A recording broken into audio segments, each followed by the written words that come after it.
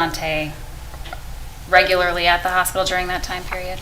He was. He actually was able to feed him his first time with a, you'd have to feed him with a Q-tip. You would dip it in milk. So he was able to do that for his first feeding, and he visited often. After Daunte Jr., well, was Daunte Jr. eventually released from the hospital? He was. Did your son Daunte continue his relationship with Daunte Jr.? He did. Tell the jury about that relationship, how you would see him and what they would do together. He was very proud to be a father. He was also a worried dad just because he was premature about him sleeping, and because he did sleep a lot as a premature baby, and he was really worried about that.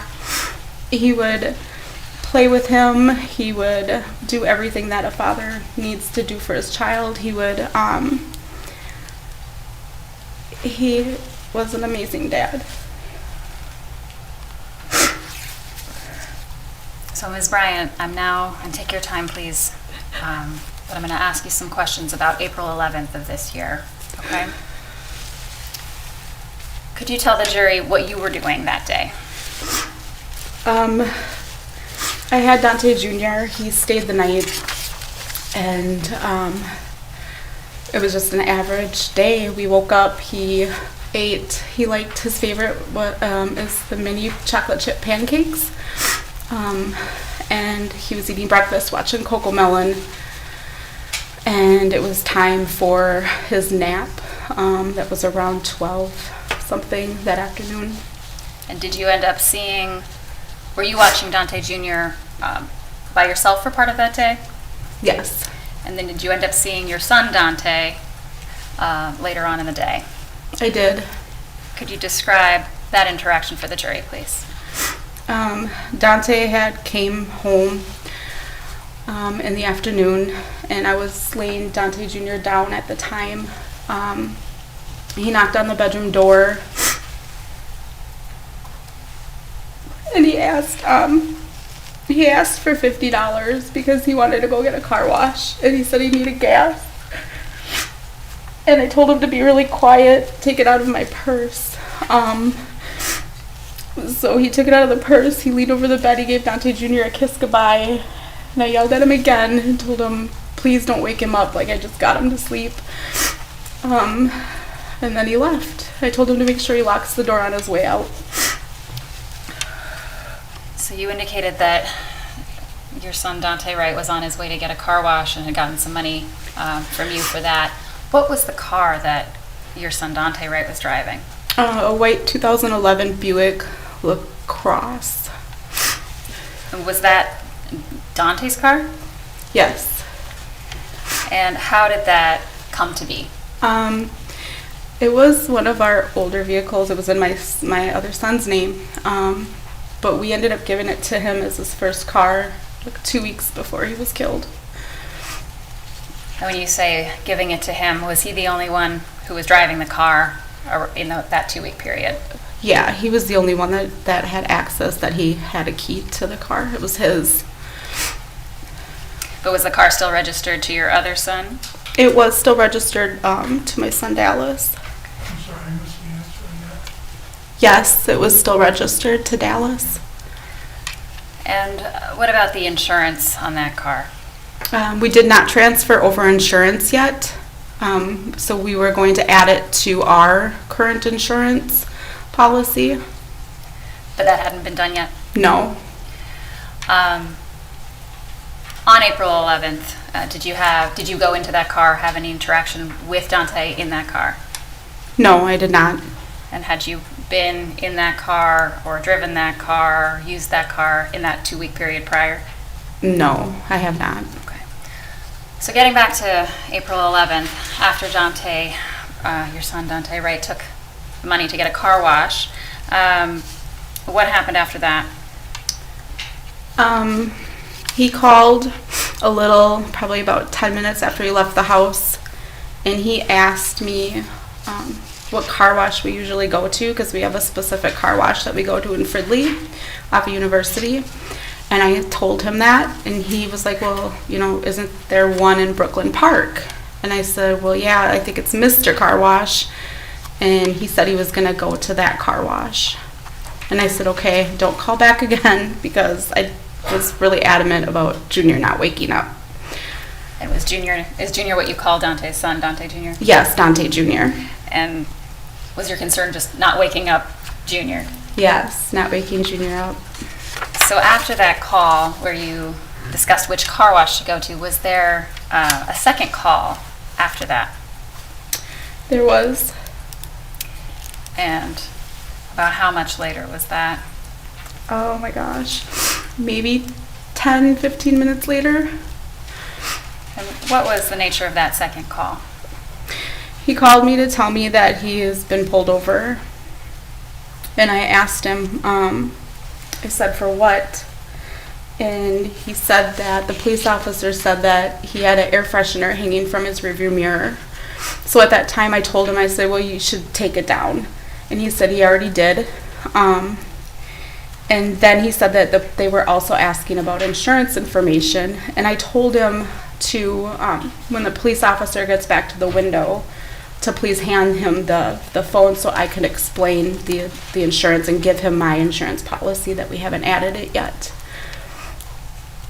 And when you talked to your son, Daunte, how did he sound to you during that call? He sounded nervous, scared. He asked, if he was in trouble. I said, no, you haven't done anything wrong. And he just sounded really nervous. But I reassured him that it would be okay.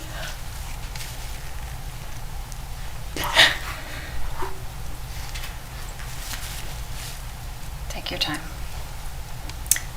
When he placed these calls to you, how were you receiving these calls? Was it through a cell phone network or some other way? It was through Facebook Messenger. It was voice calls. He didn't have phone service at the time, so he was calling through Facebook Messenger. And so after you had this initial conversation with your son, Daunte, about wanting to talk to the officers, what happened after that? I heard the police officer come back up to the window and he asked Daunte to step out of the vehicle. And Daunte asked, for what? Am I in trouble? And I heard the officer say, I need you to just put the phone down, step out of the vehicle, and I'll let you know as soon as you step out of the vehicle.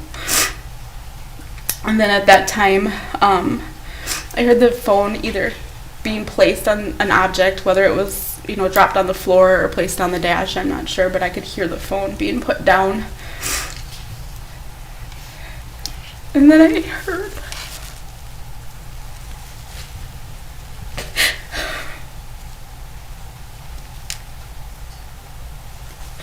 I heard the officer telling Daunte, no.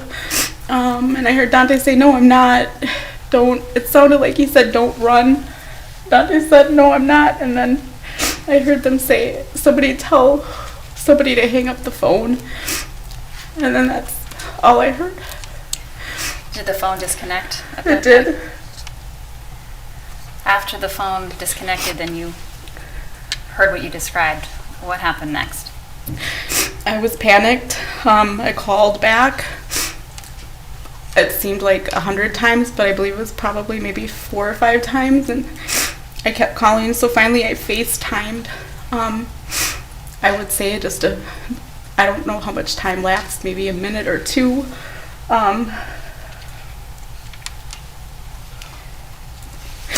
And then a female answered the phone because it was FaceTime. And she was screaming. And I was like, what's wrong? And she said that they shot him. And she faced the phone towards the driver's seat.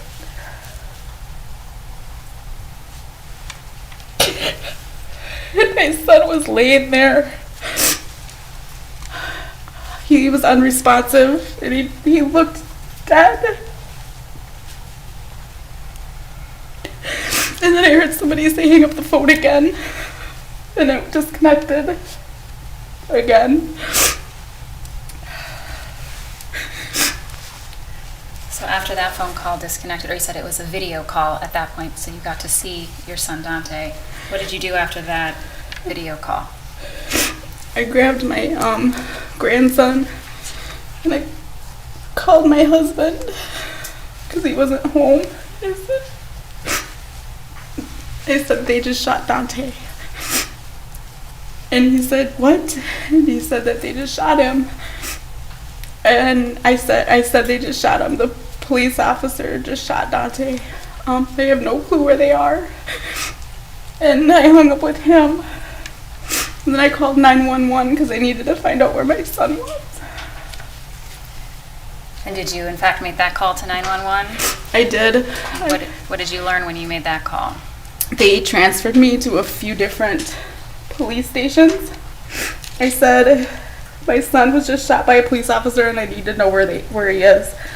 And they transferred me to, I think it was Brooklyn Park or Brooklyn Center. I don't remember which police station or which 911 operator answered, but they gave me an address of 63rd and Catherine. And I put it in my GPS and I grabbed my grandson and I got into my vehicle and my neighbors heard me screaming because I like fell to the ground because I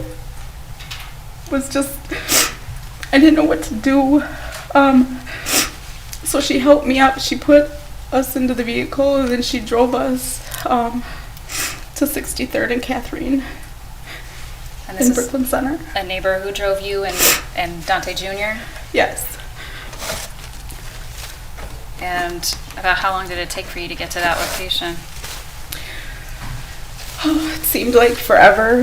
I felt like we weren't getting there fast enough, but probably 7-8 minutes, maybe a little bit longer.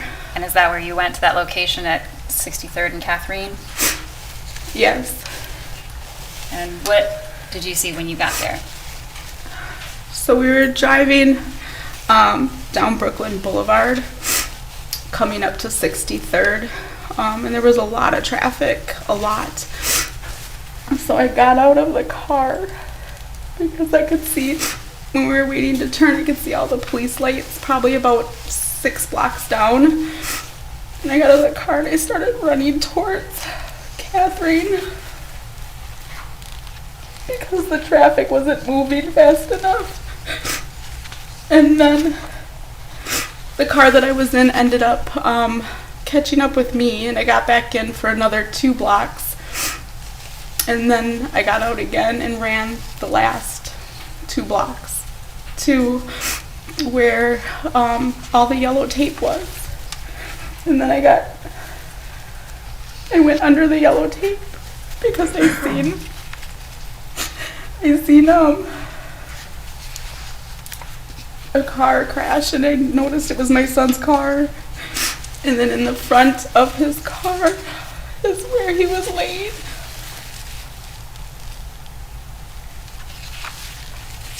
Did you see your son's body on the ground? I did. So what did you do when you got to that area? I was so distraught. I didn't know what was happening. I just got off the phone and they said he shot him, but I seen a car crash. I was asking questions. I didn't want to believe that was my son laying there on the ground, but I could tell it was him because of his tennis shoes. And when you say you could tell it was him because of his tennis shoes, was it only part of his body that was visible to you? They had a white sheet over him. But you recognized his shoes? Yeah. Your Honor, at this time I would offer Exhibit 6. Again, I understand that there's no foundational objection to that exhibit. And what is Exhibit 6? It's a video of Ms. Bryant arriving on scene. All right. Is there no objection? Exhibit 6 will be admitted into evidence. This will be admitted into evidence, and you may publish, counsel. Thank you.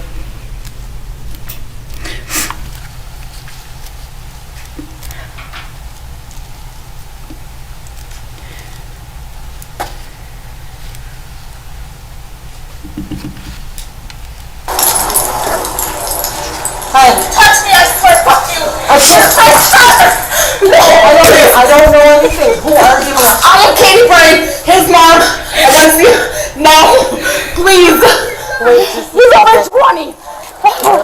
what's going on. I know what's going on. What We happened? FaceTime live.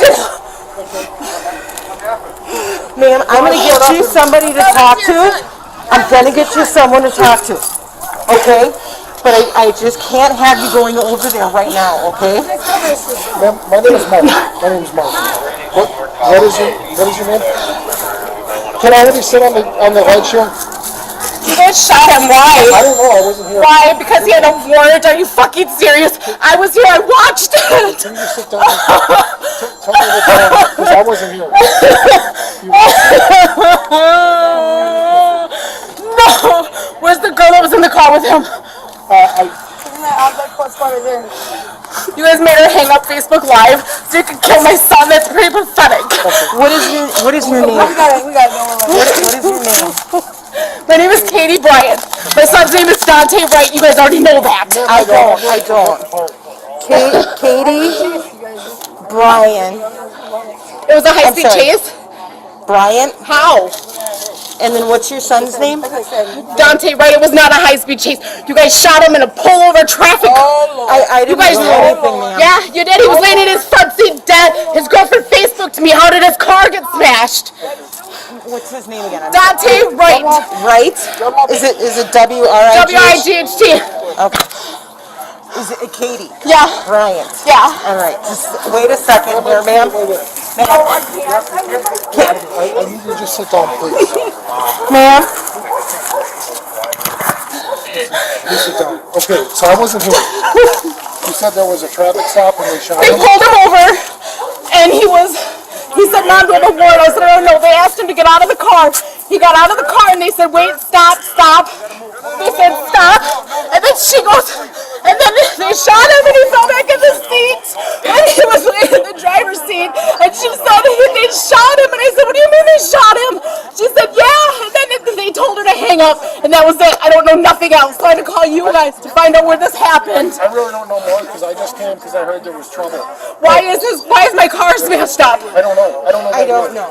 This deputy here wasn't, we weren't here, but I'm Is he alive? I do not know the condition. I don't Are you know. guys serious? What are you talking to me for then? I'm going to find out. We're gonna find out, but we have to wait and find out who's involved and who's in charge, and get you in contact with the people that know what's Tell me going your name on. so I can tell them who I'm talking to. I'm gonna start exchanging. We are also trying to figure out what's going on.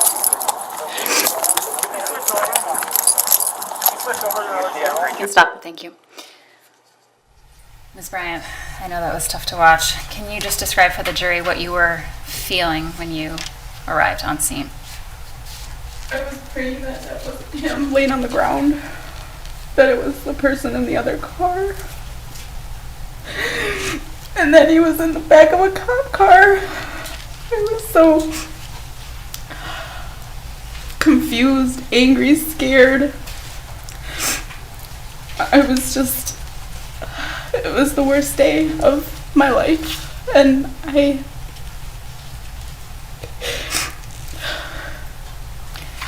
You said that you were praying that it wasn't him, but in your heart, having recognized those shoes, did you feel like you knew? I knew, but I didn't want to know. I was biting the insides of my cheeks. I still have scars on the insides of my cheeks because I thought it was a dream. And if I bit the insides of my cheeks, that I would wake up. But I didn't wake up. You know, in the video you described that you were there and that you watched it. What did you mean by that? That when I FaceTimed back while I was on the phone prior, so I heard the conversation between the officer and Daunte before he had to get out of the car, and that after, when I FaceTimed the female that was in the car, I could see what happened, and she said what happened, that she was shot by the police officer that was there at the time. That he was shot, your son Daunte? My son Daunte was shot, yes.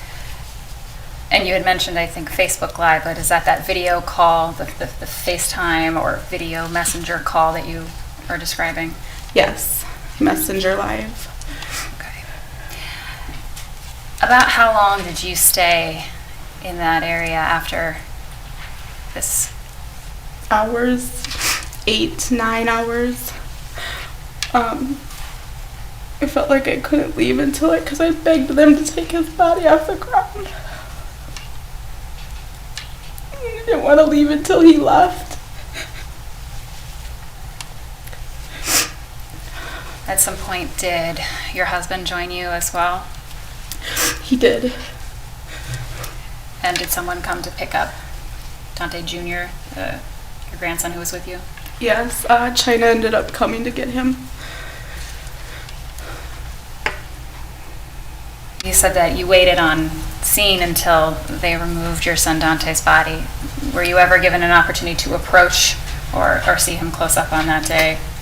No, I wasn't. Excuse me, I object to that, not relevant.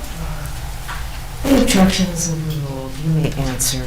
No, I wasn't able to approach him at all. And what was going through your head while you were waiting for all those hours? That I wanted to go comfort my baby. I wanted to hold him. And I wanted to protect him because that's what mothers do. You protect your children. You make sure that they're safe. Thank you, Your Honor. Nothing further. May we have a brief sidebar?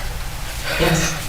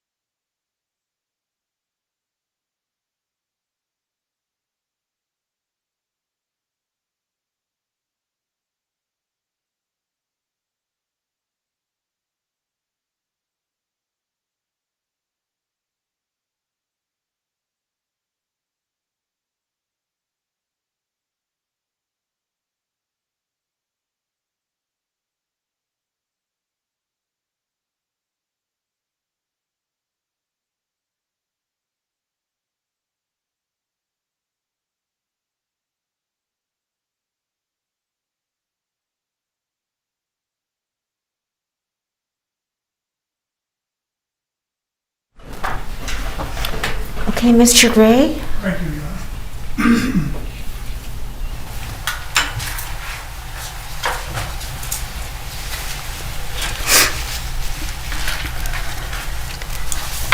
Good afternoon, Mrs. Bryant. I have a few questions.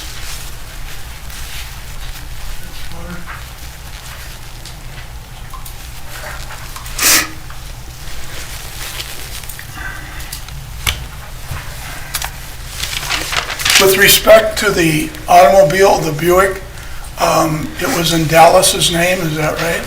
Yes. And how long had it been in Dallas's name? For a few years since we've owned it. Now, remember how many years by we owned it? Would that be you?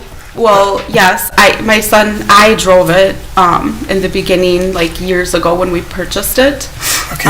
But my son ended up putting it in his name after that. And how old is Dallas? Dallas is 24. All right, so he'd be 3-4 years older than your son? Yes. And you testified that you're close to your son, is that right? I'm close to all my children, yes. Okay, but you also testified that you're close to your son, correct? Yes. All right. And at that time, did you have car insurance on this Buick?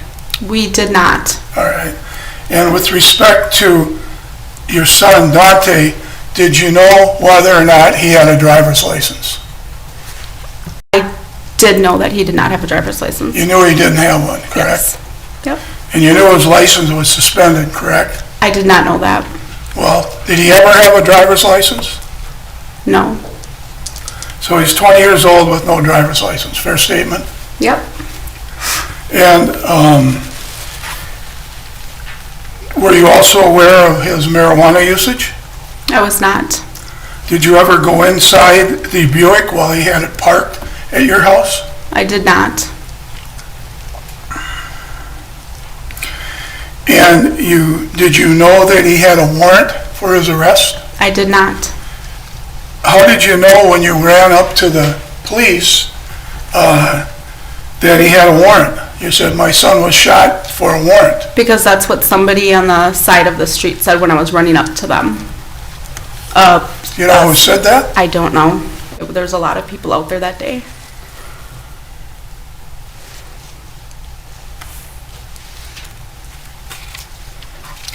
And you testified that Daunte was staying at your house? He was. The 2 weeks prior to his death, was he staying there every night? Not every night. And how many nights of the 2 weeks before that did he actually stay at your house? If I had to give an estimate, probably 4 or 5 nights out of the week. And with respect to his girlfriend, how long was he dating her, did you know? Only for a few weeks. A week A few weeks. or 2 weeks, or was it a few weeks? To give an estimate, a few. I'm not sure. Did you ever meet her? I did not personally meet her, no. And when he arrived at your house that day, he wanted $50 for gas and a car wash, correct? Correct. And she did not come into the house with him, correct? She did not.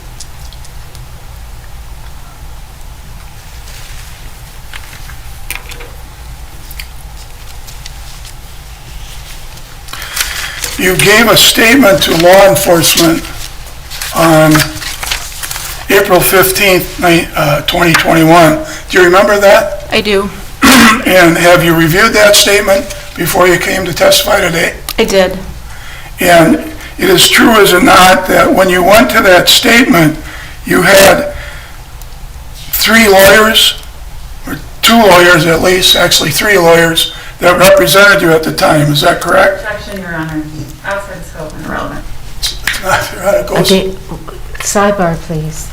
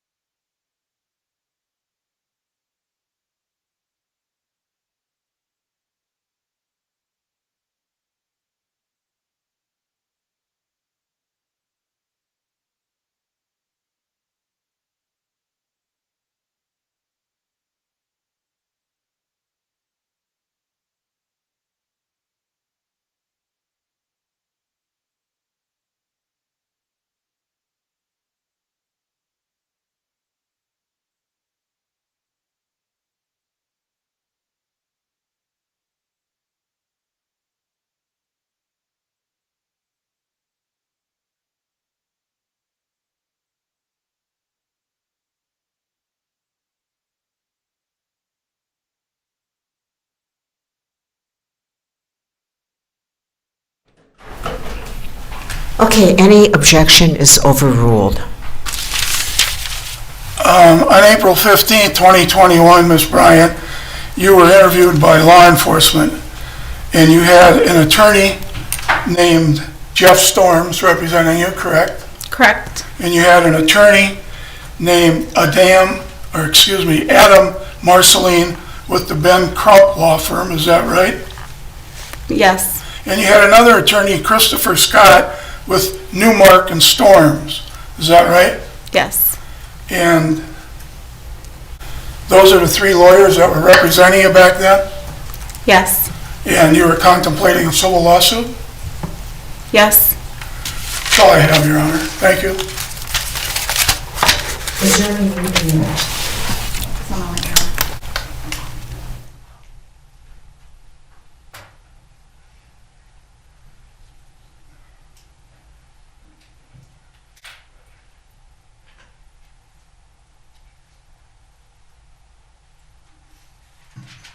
Your Honor. Okay. Thank you. You may step down.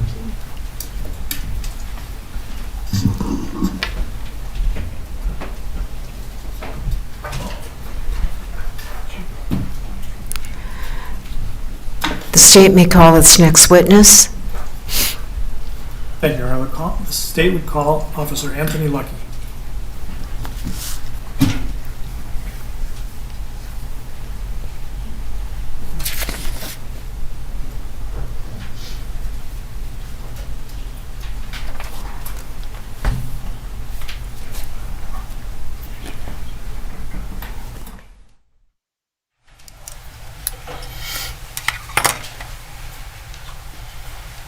We might just need one moment for the witness, Your Honor.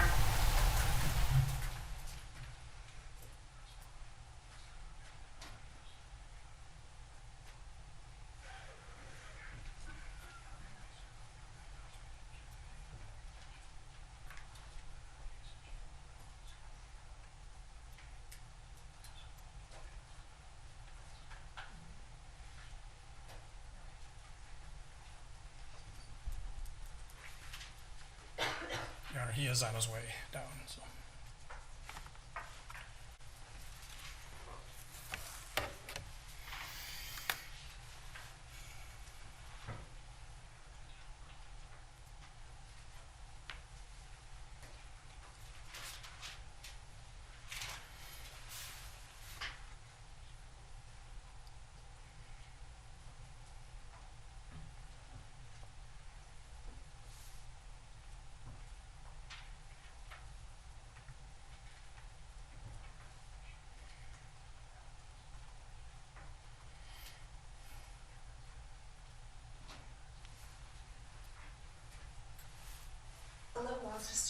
Please come forward and stand behind the witness chair.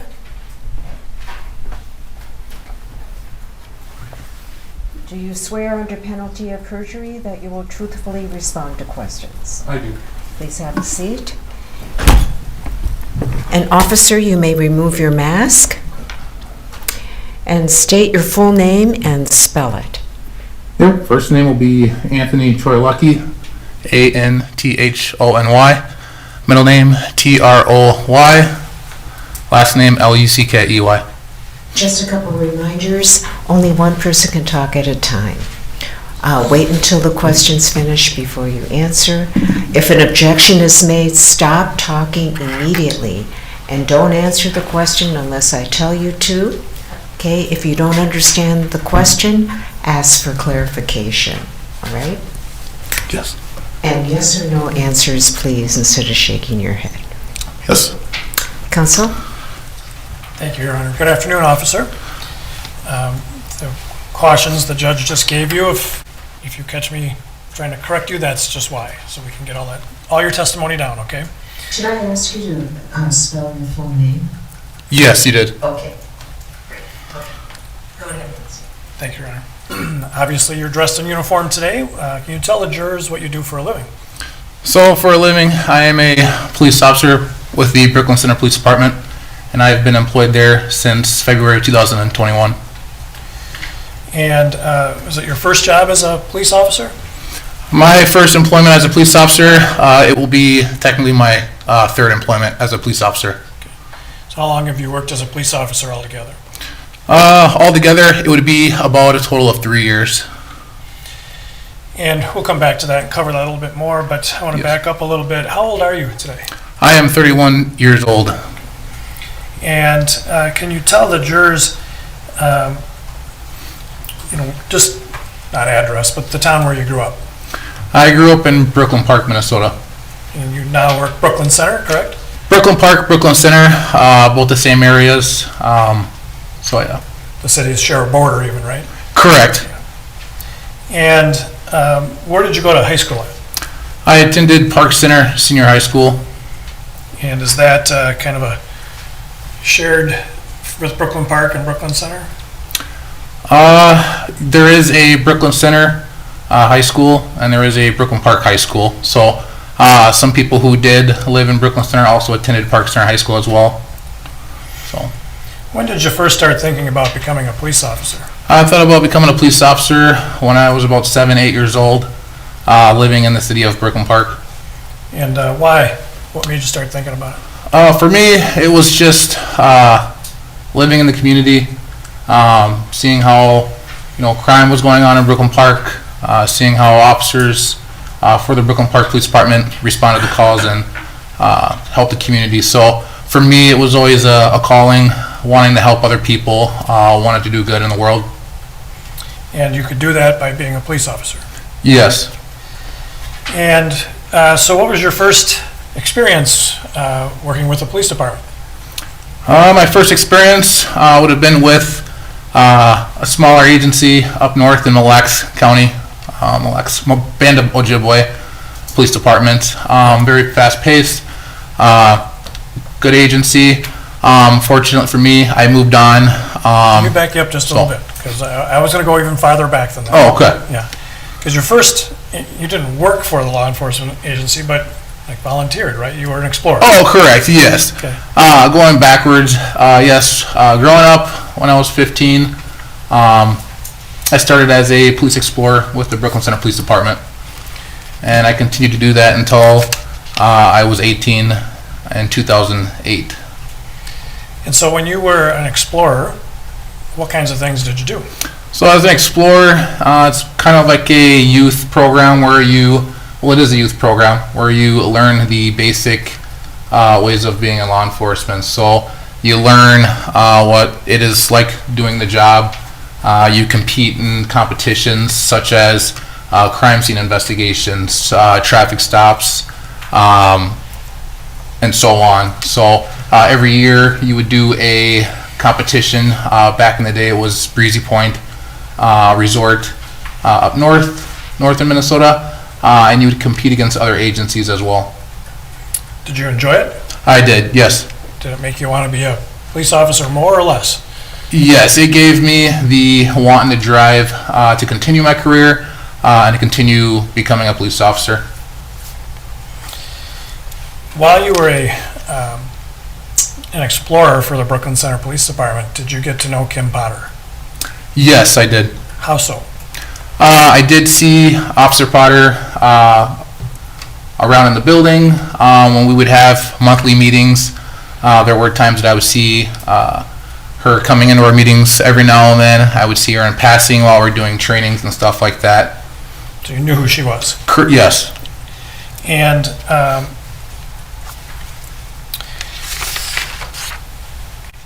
were there ever, did you have much involvement with her, or was just seeing her around? It was obviously, getting to know the officers in the agency.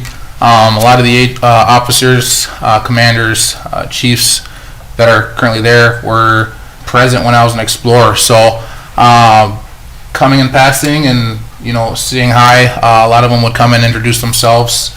Even some would help out with police explorers as well, being role players.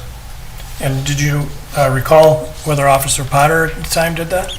I don't recall specifically with Officer Potter, but I do just recall seeing her a lot around at the agency.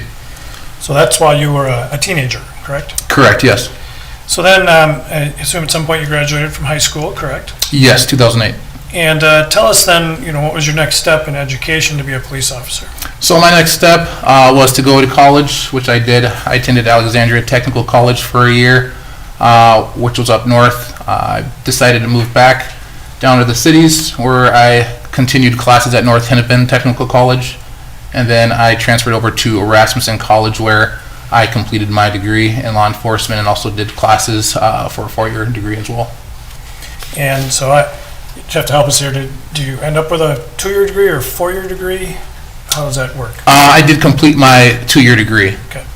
And that's all that's required, at least by Brooklyn Center at the time, correct? Yes. And So that's what you needed to do for your education to be a police officer? Yes. And also a skills program that you have to do to be a peace officer? Yes, so when you do your 2-year degree or your 4, there is a skills program that you do go through, and that is more of the, not necessarily the book work, but it's the hands-on work. So firearms training, use of force, crime scene investigations, the more of the fun stuff. You go to driving school, etc. So. And so then the next, I think you started telling us earlier, the first job you got in law enforcement was where? So the first job I was ever hired with was Mille Lacs Tribal Police Department, Band of Ojibwe, and that was up north in Minnesota. And how long did you work there? I was employed there for a total of 3 months. And did you do a field training officer program there? Yes, I did have a field training program there as well.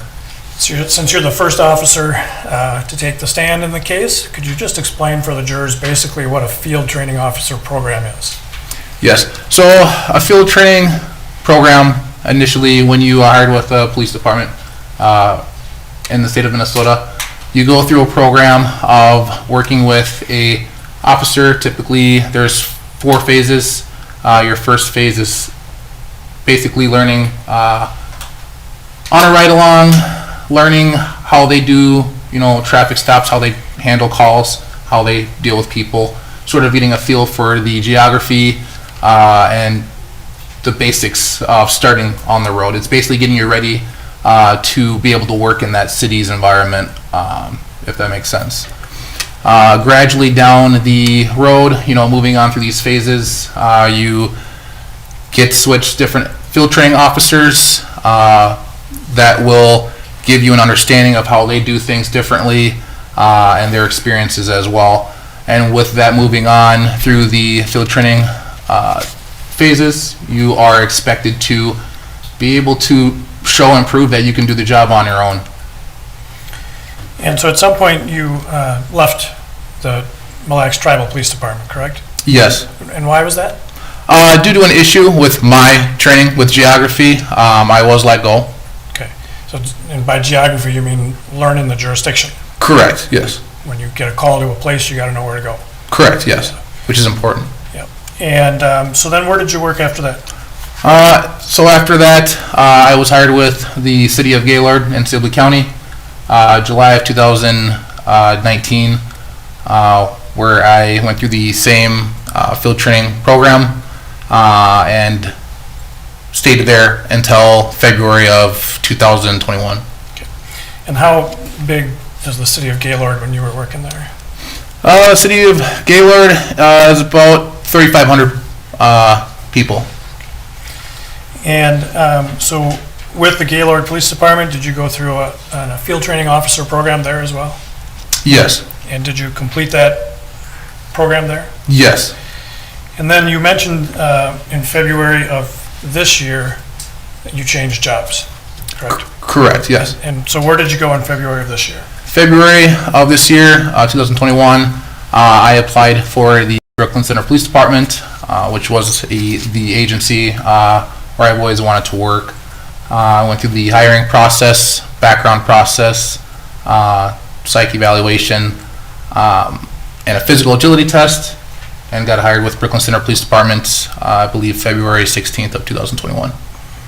Why did you want to apply at the Brooklyn Center Police Department? For me, it's personal. The reason why with Brooklyn Center Police Department and the city itself is just because I grew up there all my life. I know the type of, the community, the people that live in that community. The streets of Brooklyn Center, Brooklyn Park, it's basically being home. Did you think you could succeed as a police officer there? Yes. And you're still currently employed there, correct? Yes, I am currently employed. Now, you are licensed as a police officer in Minnesota? Yes.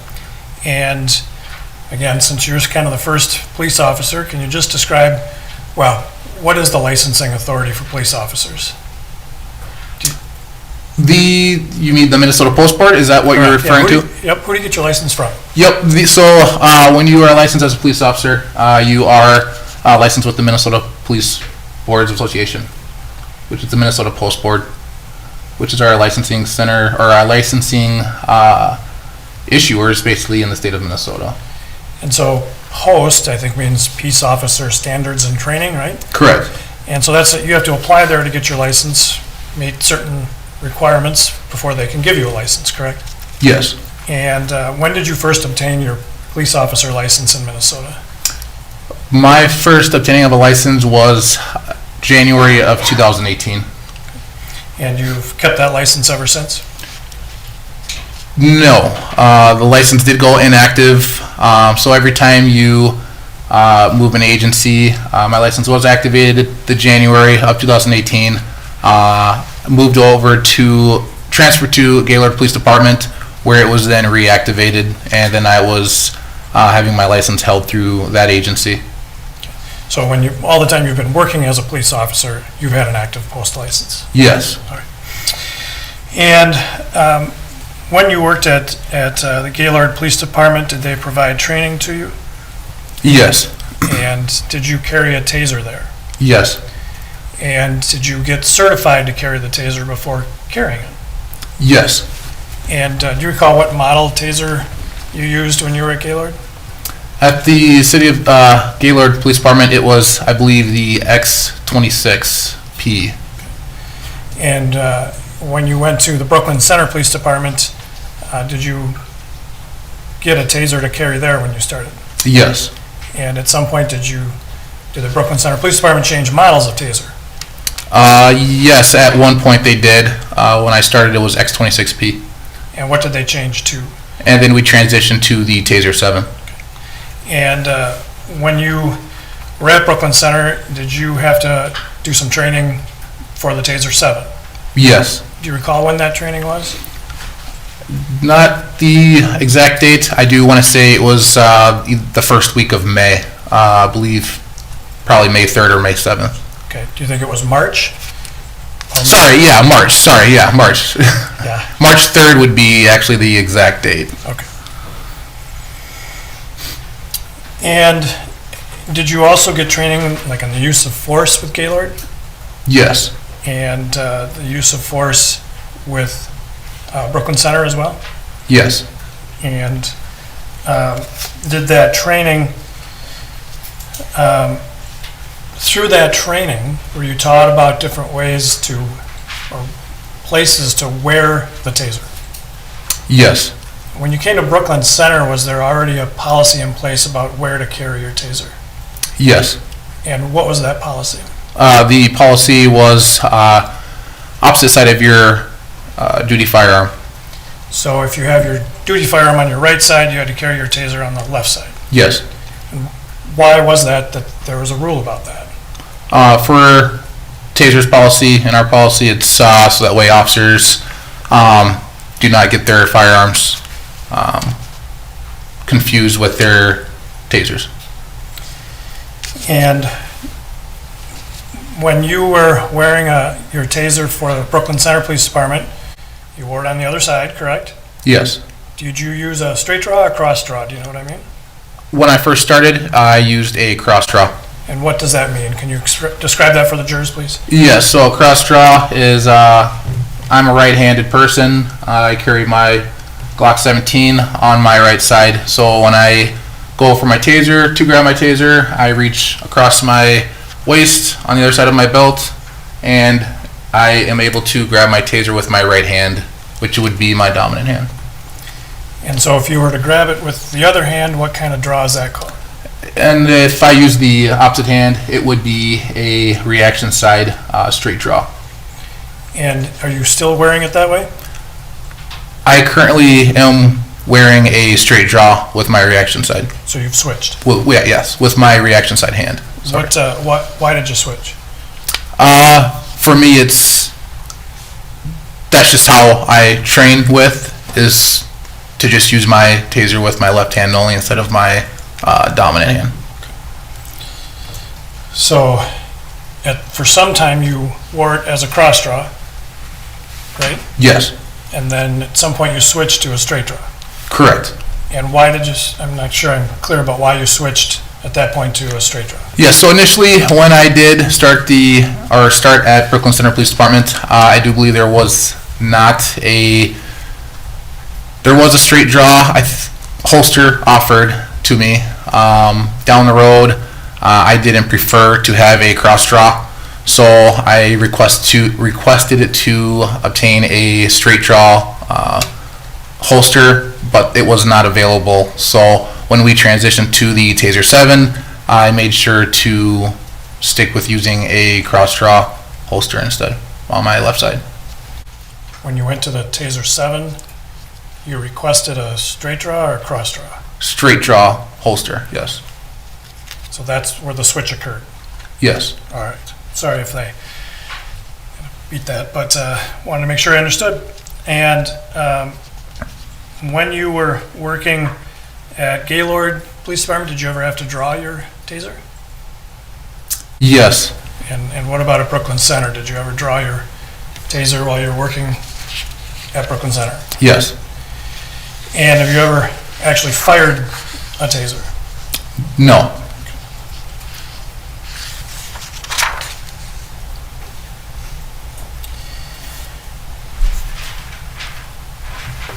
When you were working both in Gaylord and for Brooklyn Center, and part of the training that you went through on your taser, did you have to perform draws of the taser? Yes. Can you describe that for the jurors, please? The use of force training that we do with Brooklyn Center Police Department is when we go through the taser training, we go through a PowerPoint for a period or amount of time, and then we do hands-on training with the tasers that we carry on duty. So with that being said, we do get some targets. We practice deploying cartridges at these targets, aiming for the target areas. Sometimes, or not sometimes, when I first initially started, it was, doing a little bit of running, jumping, getting the blood pumping, and then deploying this taser at the target. What's the point of making you run and jump and get the blood flowing? Just to get the body used to and trained with being under stress while taking out your taser and deploying it. And you did that training, did you say at Brooklyn Center? Yes. So when you came to Brooklyn Center, you started a field training program there, correct? Yes. Did you also have to do some training separate from the other officers because you were new? Yes, and that would have been pre-service training. Okay.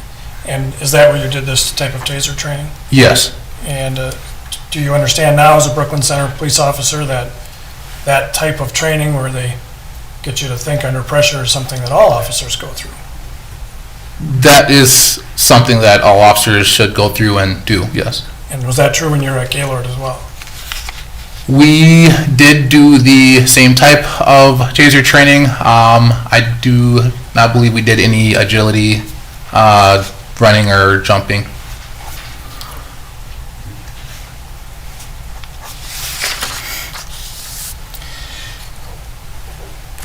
I want to turn specifically to now April 11th of 2021.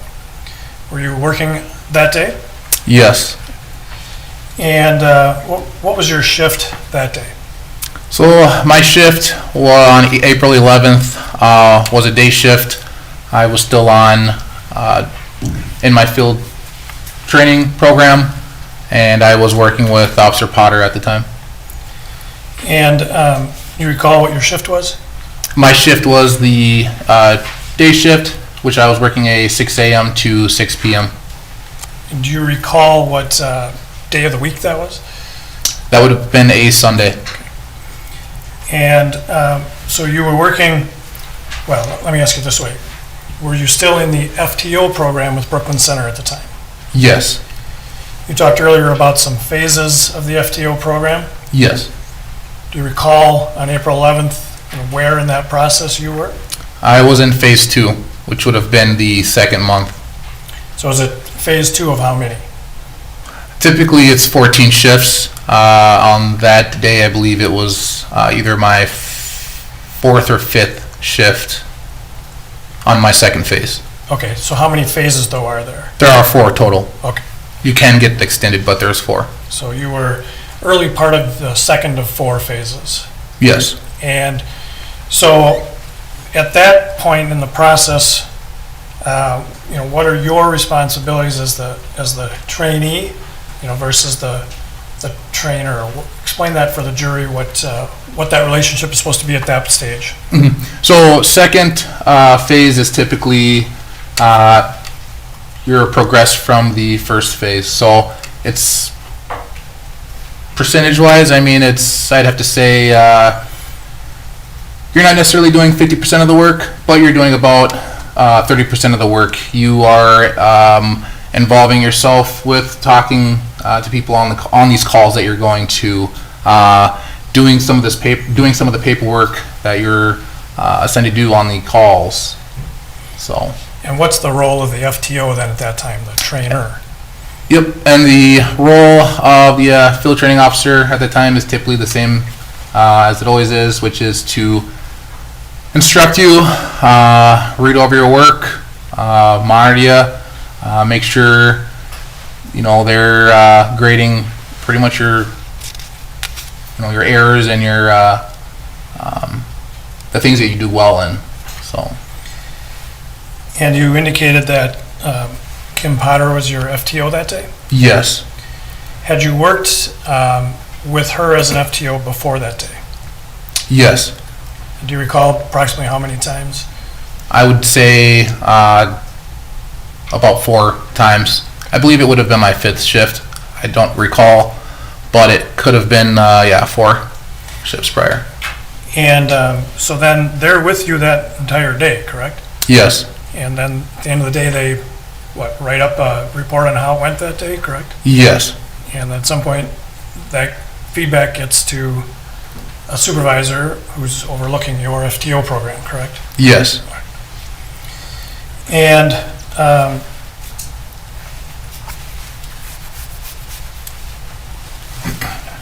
and so all those shifts are 12-hour shifts? Yes. Makes for a long day, doesn't it? And when you're in that FTO program, is there something you refer to as a book or some goals you have to meet? Yes. So trainees that are on the field training program have a book, binder, some might call it the Bible, and there are a set of training tasks in there that you are expected to have completed on each phase. First phase could be as simple as writing a traffic citation, writing a report, and then the second phase is more into investigations possibly. So prior to that day, in your work at Gaylord and at Brooklyn Center, had you made stops of vehicles before? Yes. Had you made arrests before? Yes. Had you taken people into custody who had warrants before? Yes. And had you done that at Brooklyn Center during the FTO process? Those things? Yes. And so this day, that's what you set out to do with Mr. Wright, correct? To arrest him? Yes. So this wasn't the first time that you had arrested somebody, certainly? No. And at some point, as I mentioned, you did stop a vehicle being driven by a person you later identified as Daunte Wright, correct? Yes. And did you know Mr. Wright? No. Did you know anybody he was related to, or any family members, anything like that? No. All right. So if you could just tell the jurors, when you first encountered this vehicle, what drew your attention? Yep. So when I first encountered this vehicle, myself and Officer Potter were traveling southbound on Zane Avenue, coming up to the intersection of 63rd Avenue North. I was approaching the intersection, which was a stoplight, and it was a red light. In front of me was a white Buick, that had its right blinker on in the left turning lane. For a brief second, stopped, waited, and then it went. It turned eastbound on 63rd Avenue North. So if I could just interrupt for just a second, it's in the left turn lane with the right blinker on, and you said just for a second, or what happened? Yes, for a brief moment, it was a hesitation with making the left turn. Okay. But did it then make the left turn? Yes. And what did you do? After that, I continued following the vehicle, immediately ran the registration of the license plate, which brings back the owner's information, the registered owner's information. I also, when I ran the plate, I can see that the vehicle had expired registration tabs on the plate as well, which I believe came back from January of 2021. So just a quick tutorial on this. As you're following it, you're able to enter the license plate in a computer and get more information on that plate? Yes, I used my computer, which is in our squad cars. I was able to use a program that is connected through the state, where I am able to run that license plate and get that information from about the registered owner, and pretty much any information that's related to that vehicle. And when you ran that registration, what did you find out about the plate?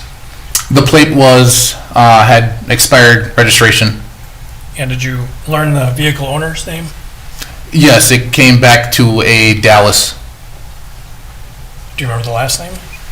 I don't recall. I do remember there was a Bryant in there. I don't know if that was the last name or the middle name. And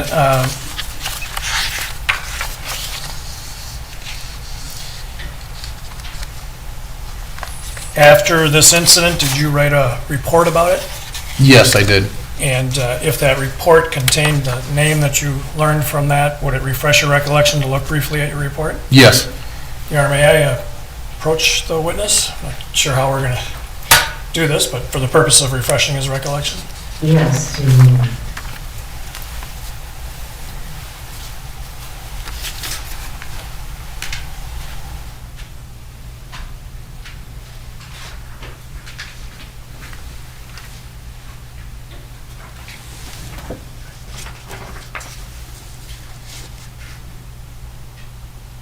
D'Amico.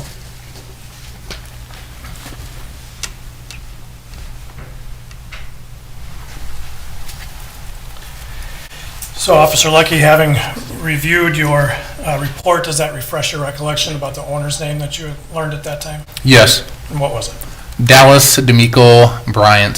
So Bryant was the last name. Yes. Then,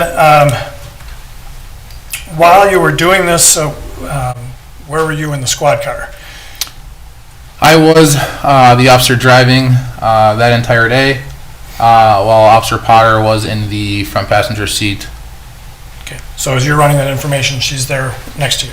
Yes. And so then did you continue to follow the vehicle? Yes, eastbound on 63rd Avenue. Did you observe anything else significant to you at that time as a police officer about the vehicle? Yes, I did observe that there was a air freshener hanging from the rearview mirror as well. And why is that significant to a police officer? Is that really a violation of the law? Technically, yes, it is. Okay.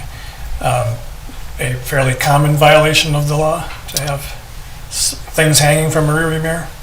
It's a common violation of the law, yes. I suspect there's a lot of people right now thinking, I didn't know that was against the law, right?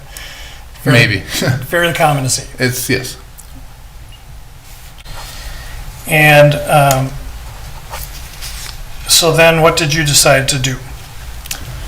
So after running the license plate, observing the expired registration tabs, knowing the information that I seen with the left turn, with the right blinker on, I decided to radio over to the Hennepin County Dispatch, which notifies them that I am going to initiate a traffic stop of that vehicle, which at that time I turned on my emergency traffic lights on my squad car, which signals the individual driving around me or in front of me, behind me, that their emergency lights, which are red and blue. And that's what you do to make a formal stop of a vehicle, correct? Yes. And so you said you notified Hennepin Dispatch. Can you just explain why a Brooklyn Center police officer calls Hennepin County Dispatch? In Hennepin County, we do have dispatchers that we relay information to, and they relay information back to us. So when we make traffic stops, there's possibilities that things can go wrong, and it's important that dispatch knows what's going on and that they're aware that we're having contact with people on traffic stops around the street. So that's your main dispatcher with Hennepin County. Yes. And did you also use a separate means to notify other Brooklyn Center officers? Yes, I did. I also turned to our second channel, which is a channel that Brooklyn Center Police Department uses, which is an car-to-car channel. Only us officers for Brooklyn Center Police Department can monitor that channel. So after I made my initial contact with the Hennepin County Dispatch over Channel 1, I switched over to Channel 2 and requested that another officer come to assist me on my traffic stop. And why did you want another officer to come and assist? Given just what I knew from what I observed and my intuition, I just decided to have an officer assist me on the traffic stop. When you're working as an officer, and you are conducting a traffic stop, or you hear another officer conducting a traffic stop, is it common to just swing by anyway or offer backup anyway? Yes, I do. Generally, if someone's making a traffic stop, I generally try to, I may not necessarily go to their traffic stop, but I do float that way, which is drive to their area in case anything does happen. But here you specifically requested it, correct? Yes.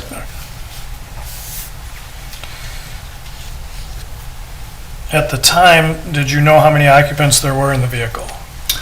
Yes, I can only see that there were 2 occupants in the vehicle, one in the driver's seat and one in the front passenger seat. When you send that request out, do you get any response? Anybody tell you they were going to respond?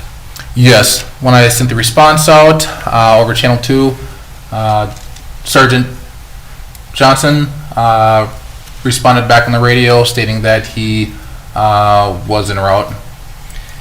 Now, you mentioned Sergeant Johnson. Does he have some supervisory role for you that day? Yes, he was the sergeant on shift that day. So you're working with an FTO, but there's also a sergeant working that day. Yes. Right? So is Sergeant Johnson, in that sense, a supervisor for you? Yes, he is a supervisor. He responded that he was going to back you up? Yes. Did he indicate when that would be? I don't recall. I just know that he said that he would be en route. Okay. And did the vehicle then in fact stop? Yep, so when I initiated my traffic lights, I observed the vehicle slowly stopping in front, well, it actually made a complete stop in front of a driveway to a church on 63rd Avenue North. At that time, I got on my PA, which is a microphone. Basically, you speak through it, and people can hear you outside the vehicle. I gave a command over the PA to move forward due to the fact that there was a vehicle trying to exit that parking driveway where he stopped at. Your Honor, at this time I'm going to offer Exhibit 1, which is an overhead photograph of the scene. I understand the defense is not going to have an objection, but you will. No objection. Exhibit 1 will be admitted into evidence, and you may publish. Thank you, Your Honor. So I'm going to put Exhibit 1, well, my trusty coworker is going to put Exhibit 1 up here on the screen for you. Do you see that in front of you? Yes. And do you recognize what's depicted in that photograph? Yes. And what area is that? This is the area of 63rd and Orchard Lane, or Orchard Avenue, where the incident took place. Now, obviously this photograph was not taken on April 11th because there are actually leaves on the trees and green grass, right? Yes. But otherwise this depicts the layout of that area, the roads, the streets in that area? Yes. Now, there should be right in front of you, I hope, one of these little styluses. And if it would help explain to the jury, you can use the stylus to actually write on the screen as you're explaining. But if you could please, for the jury, point out which street here is 63rd Avenue. Yes, so this street will be 63rd Avenue North. And what directions does that street run? Travels east and west. And is that kind of a busy street in the area? Yes, it is. And why is that? It's a main road. 63rd will take you east pretty much through Brooklyn Center, half of Brooklyn Center, and then it'll travel all the way west, going to Crystal, pretty much to 81. And so there is on here well, you drew a line on here. Can you just describe for the jurors which direction is east and which is west? Correct. So east, and then we're going to have west. Got it. So you were traveling east behind this vehicle on 63rd, correct? Correct, yes. And if you could, for the jurors, indicate where the vehicle first pulled up and had this problem of blocking the driveway. So the initial stop of the white Buick would have been the entrance right there, and eventually I got on my PA and he made his second stop right there.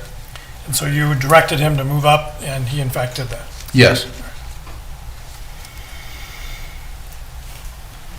And once you stopped behind him at that location, you'll notice on here, just above your little smaller red X, there's a blue box with an X in it. Is that the approximate location of the final stop? Yes. Okay. So then once the vehicles came to a stop, what did you do? Vehicle came to a complete stop. At this time, I exited the vehicle, or exited my squad car, and approached the vehicle on the driver's side door. And where was Officer Potter while you were doing that? I believe Officer Potter was still stationed inside the squad car. Okay.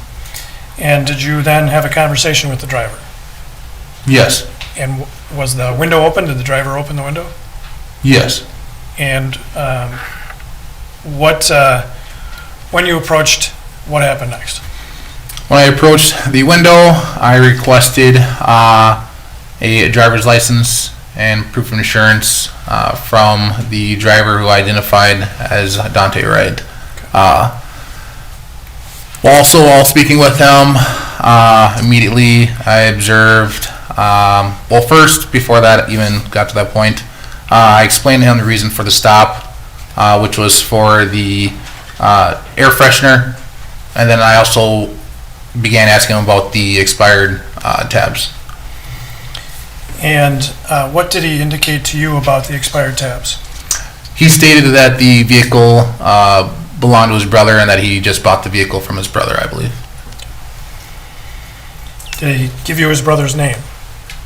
What was that? Did he tell you his brother's name? Yes. What was the name? Eventually, he said it was Dallas D'Amico Bryant. So it matched with what you had learned by running the plate? Yes. Okay. When you approached the vehicle, did you see then how many people were in the car? Yes. How many people were in the car? 2. So we know you're talking with a male driver. That person subsequently, you got identified as Daunte Wright, correct? Yes. Who else was in the car? Or if you just describe that person. There was also a female in the front passenger seat, and I have no idea what her name was from that stop or during that traffic stop. And did she communicate with you at all? No, she did not communicate. However, she did have comments in the car when I was having contact with Daunte. Later. Okay. But initially when you're talking with Daunte, she didn't speak to you at all? No. Okay. And when you were speaking with Mr. Wright, did you notice anything else that concerned you? Yes. So I did notice a odor of marijuana smell and coming from the vehicle, emitting from the window, and the window was down. Also, in the vehicle, in the middle console, I observed marijuana residue, which was pretty much scattered around on the middle console. And by residue, what do you mean? Marijuana residue, if I had to explain it, I mean, it's shake. It's basically marijuana residue, leaves scattered around. Not like a bag of marijuana? No, it wasn't a bag, no. And so you asked the driver, Mr. Wright, for some information, correct? Yes. And did he give you his full name Yes, he did. and his date of birth? Yes. And did he give you his address? Yes. When he gave you the address, were you familiar with that address? No. I know where the address was, but I wasn't familiar with that particular address. And where was that address roughly? I mean, obviously you're telling us, I don't know exactly, but is it in Brooklyn Center? Is it in that area? Yes, it is in Brooklyn Center. I do not recall the actual house number. I just know that it was on North Bay Drive. And that would be in Brooklyn Center? Yes. And did you also ask him for a phone number? Yes, I did. And did he give you that? Yes. And and I think you may have already told us you asked him for a driver's license. Yes, I did. And what did he say? He stated that he did not have a driver's license. And what else did you ask him for? I also asked him for proof of insurance, and he stated that he just bought the vehicle and he did not, or I believe I don't recall, I believe said he was looking for the insurance. And as to the expired tabs, did he tell you anything about that? Yes, that was about the same time when he also explained that the vehicle was it used to be his brother's car, and that he bought it from his brother, Dallas. And so did he say he was working on getting the tabs or trying to get them? Yes. Okay.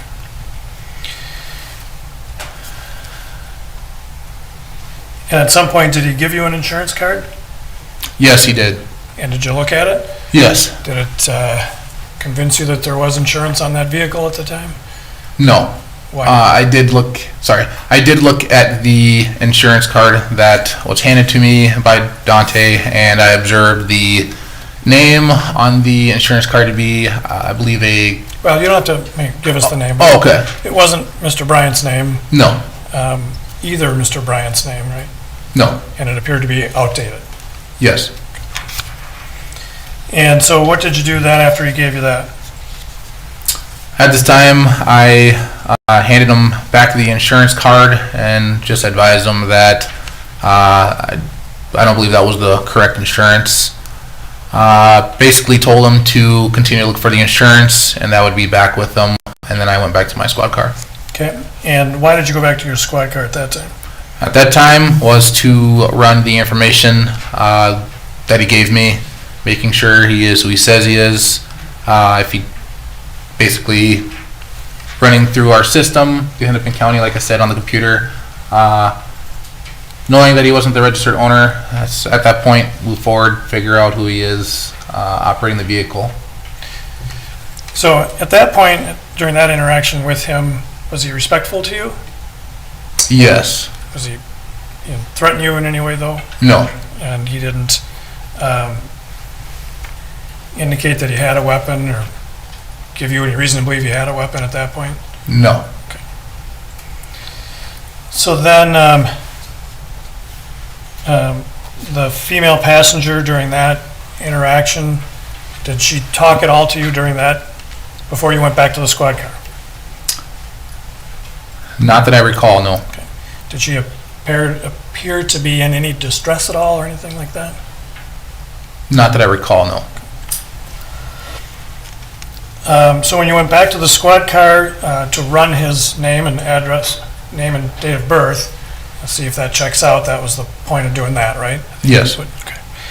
And at that point, did you believe the information that he gave you was the truth, that he was telling you the truth? Yes. Okay. Why?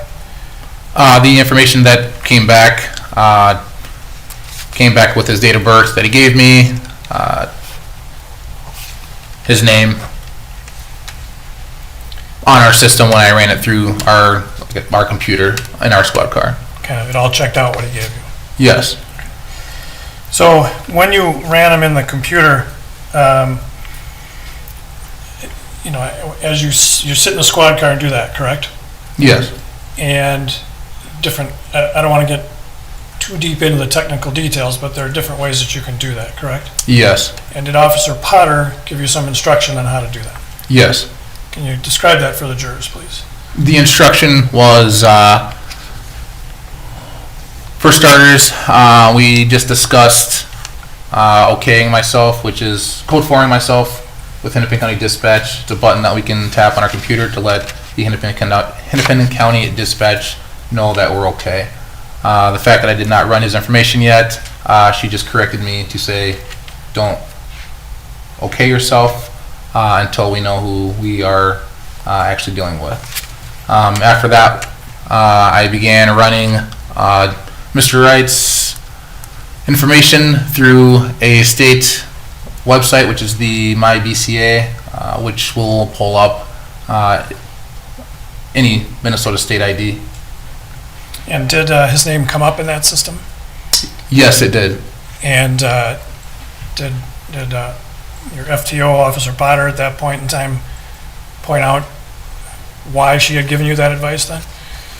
Yes, because if he, basically it was the date of birth that I was entering into the system as well. If you don't enter the date of birth, it just gives the program more room to think with, I guess you can say. If you gave me the wrong date of birth, it'll at least pop up the name and someone who, a date of birth at least is close to that. And at that point, that's when I took the driver's license OLN number from my BCA and placed that into another program that we use, which is our TriTech program. So because you had his name and date of birth, you were able to get more information about him. Correct, yes. And when you did run that in this other program, what did you find out? When I ran his information, basically anything that's a hot file is going to either make a ding noise, it speaks to us, it'll say wanted person, could be a warrant, could be a protection order. When I ran the information, his information came up as a gross misdemeanor weapons charge, and under that was also a protection order for a female that I also observed on the screen.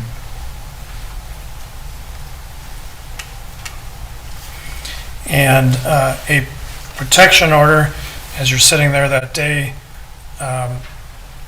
tells you what about him? That basically there is a order for protection. It was a female. I do not recall the exact name on that protection order.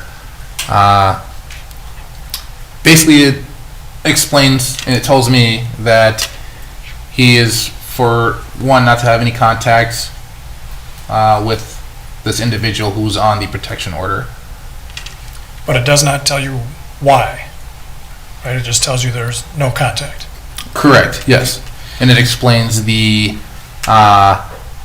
rules of no contact. It could be no calling, no texting, no going within a certain amount of feet of their home, place of employment, etc. Okay, Mr. Frank, we need to take a break. Is this an okay time to break? All right, members of the jury, we're going to take a 20-minute break, okay?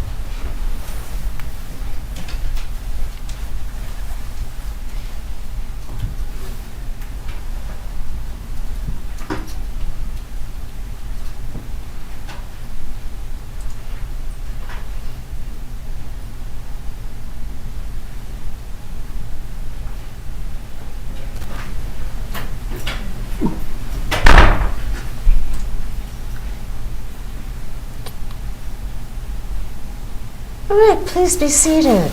Mr. Frank, you may continue.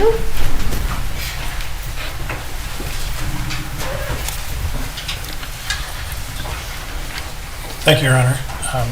Officer Lucky, I think when we left off, we were just talking about the time that you were in the squad car running the information. Do you recall that? Yes. And at some point, while you were there in the squad car doing that, did another officer arrive? Yes. And who was that? Sergeant Johnson. And had you known Sergeant Johnson before that day? Yes, when I first started. First started at Brooklyn Center? Yes. Okay. So you recognized him when he showed up, in other words? Yes. And when he arrived, what did you tell him? So I pretty much advised Sergeant Johnson of the reason for the stop. I informed him of the gross misdemeanor weapons charge that I learned about, and also the protection order that was also on my computer screen. And so what did you do then? So at this point, I advised Sergeant Johnson what my plan was, and that was to basically make contact with Daunte again at the vehicle, and also get the female passenger identified. And did you have a decision in your mind about what you were going to do with Mr. Wright? Yes. What was that? I advised Sergeant Johnson and Officer Potter at the time that we would be taking him out of the vehicle, placing him under arrest for the warrant. And so what did you do then? I exited my squad car and I reapproached the driver's side of the vehicle that Daunte was driving, and at that time I realized he was on the phone with someone who I believe he did say that it was his mother. And there was more communication going on. I don't know if I asked him again about the insurance, but I do know at one point I just asked him to step out of the vehicle so I can talk to him. Did he tell you whether he was still looking for that insurance paper? Yes, and I did see a bunch of papers on his lap as if he was still looking for the insurance. And when you saw that he was on the phone, did you tell him to do something with regard to the phone? Not until I asked him to step out of the vehicle. So tell the jurors what you did then in that regard. So when I requested Daunte to step out of the vehicle, I did request that he place the cell phone on the dashboard, which he did. And what happened then after that? After he placed the cell phone and moved the papers from his lap, he exited the vehicle. And at this time, I immediately requested that he put his hands behind his back. But before that happened, when I requested that he exit the vehicle, the female passenger did make eye contact with Daunte, and I believe she told him to just do it or just go. And did he in fact then get out of the car? Yes, with hesitation, yes. And what do you mean by hesitation? What was that? What do you mean by hesitation? He was very hesitant, not wanting to get out of the car. Eventually, it was the opening the car door slow, the thinking about it. Yep.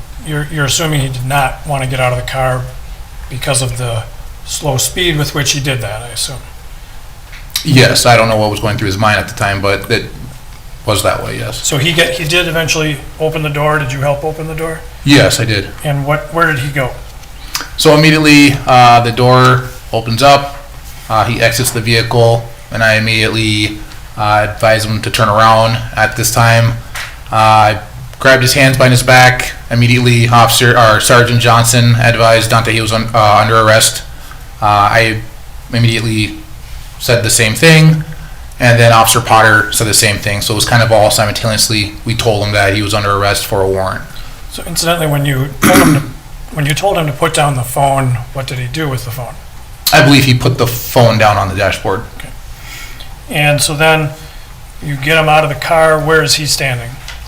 Right between the front door and the back passenger door. Okay. Was the front door open at that point? Yes. And when you asked him to put his hands behind his back, did he do that? Yes, he did do that. And that area where you were stopped on 63rd, how many lanes of travel are there on 63rd there? 2. So And it would be eastbound and then a lane going westbound. is there any shoulder or bike path or anything like that? Yes, and there would be a north and south shoulder lane. But at this point, are you standing on the shoulder or in the street? Do you know what I mean? Both. Yeah, okay.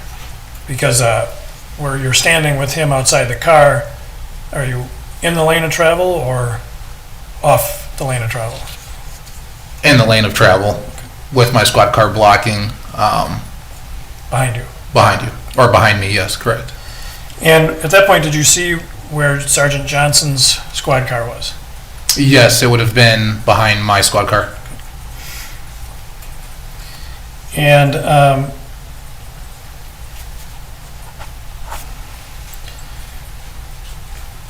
so why did you tell him that he had a warrant and he was getting arrested?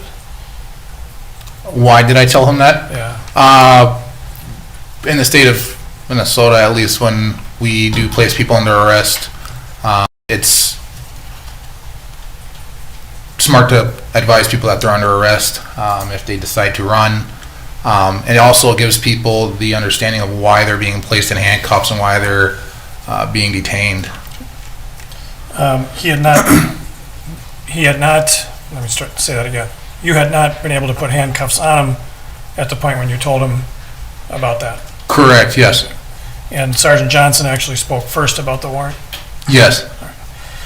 And so then as he puts his arms behind his back, what happens then?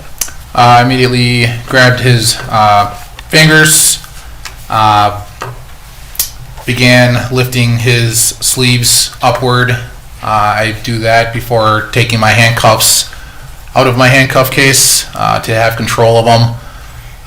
Immediately after I'm able to grab control of his hands behind his back, get his sleeves pushed up with the shirt that was underneath, I was able to get my handcuffs out, and immediately when I placed the left handcuff on his wrist, he jerked his arm back. So at this point in time, where is Officer Potter?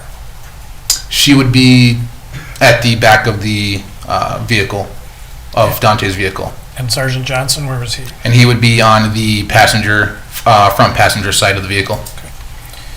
So then when Mr. Wright pulled his arm away, what happened next? So immediately, right when he starts to tense up, I basically just told him, I said, "Don't do it, bro." And at that time, I believe that's when he just looked to the right.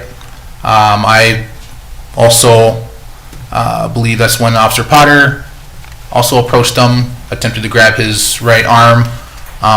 But right when that happened, he yanked his right arm upward and was able to get back into the vehicle. Okay. And when you say get back into the vehicle, how much back into the vehicle? At one point, it was half of his body. Initially, when he first attempted to get back into the vehicle, I was able to grab his head, neck, and I attempted to put him in a modified head grab against the car to stop him from getting into the vehicle. Pretty much I placed his head against the panel of the door. At some point, was he able to put himself into the driver's seat? Yes, and then so while I was trying to gain control of him, to get him back out of the vehicle, he was able to grab the steering wheel and pull himself back into the driver's seat. And what was Officer Potter doing at this time? At this time, Officer Potter then ran over to the left side of me, where she tried to assist me with getting him out of the car. And so what did you do trying to get him out of the car at that point? At this point, it was me basically holding on to his jacket, grabbing his hand, trying to pull him out. However, he kept holding on to the steering wheel. And were you able to see where his feet were at the time? Yes, they were kind of all over the place. At one point on the floor, maybe hitting the brake at one point. During this time, were you able to see what Sergeant Johnson was doing? I cannot recall. I just know that he was doing something with the vehicle and also possibly trying to push him out of the vehicle. I can't recall exactly what he was doing, though. Okay. Were you able to see him from your vantage point? Sergeant Johnson, I mean? Yes, I was able to see him. How much of him? All of them. Okay. And so were you able to tell what he was trying to do from the other side of the car? Yes, I just seen, I think it was at one point he might have even put his hand on the shift gear, but I think that was pretty much all I can see. I just know that he was reaching over the front passenger, and I honestly can't recall what he was doing. And when you're trying to get physical control of Mr. Wright, did you see him doing anything to try and operate the vehicle? Yes. What was that? I believe he was, I don't know if he was trying to start the car. I don't know if he was trying to, well, he was obviously trying to put the car and drive. I'm assuming to drive away. And so that was your mindset at the time, is that he was trying to drive away. Yes. And you were trying to stop him from doing that. Yes. And you had hands on him at the time? You had a hold of him? Yes. And did you make other attempts to stop the vehicle from moving at that point in time? Yes. What did you do? There was at one point, I was able to see his hands. I believed he kept trying to grab upward towards the steering column. I believed that's probably where the key was, or the shift gear. So I also grabbed where he grabbed to try to undo whatever he did, which was the key or the shift gear that he went for. Did you use your left hand to do that? It would have been my left hand, yes, because I was still grabbing on the right with my right hand, yes. So you had your right hand on him, and with your left you reached in to try and undo what he was doing. Yes. Would that have included trying to turn the key? Yes. Were you able to do that? No. So then, at this point in time, did you know where FTO Potter was at the time? Yes, she would have been inside the door on the left side of me. So it would have been me a little bit outside the front passenger door, and then it would have been her basically to the left side of me. You said front passenger door, do you mean? Sorry, the front driver door. Okay, driver's side door, right? Yes, driver's side door.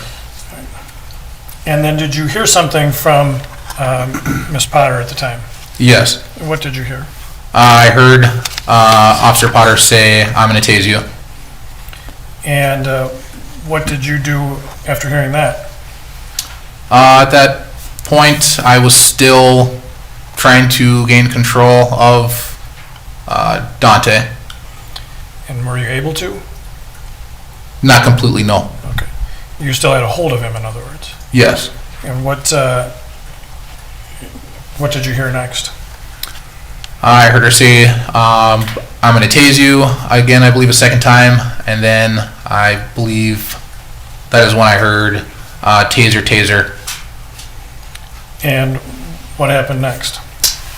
At that same time, when she yelled that, that's when I was reaching into the vehicle trying to grab what I believed was the stick shift when Daunte grabbed in that area of the steering column. I just tried to undo whatever he did, and then that's when I just heard a bang. And did you recognize what that bang was? Yes, What was it? it was a firearm. And did you see anything when that happened?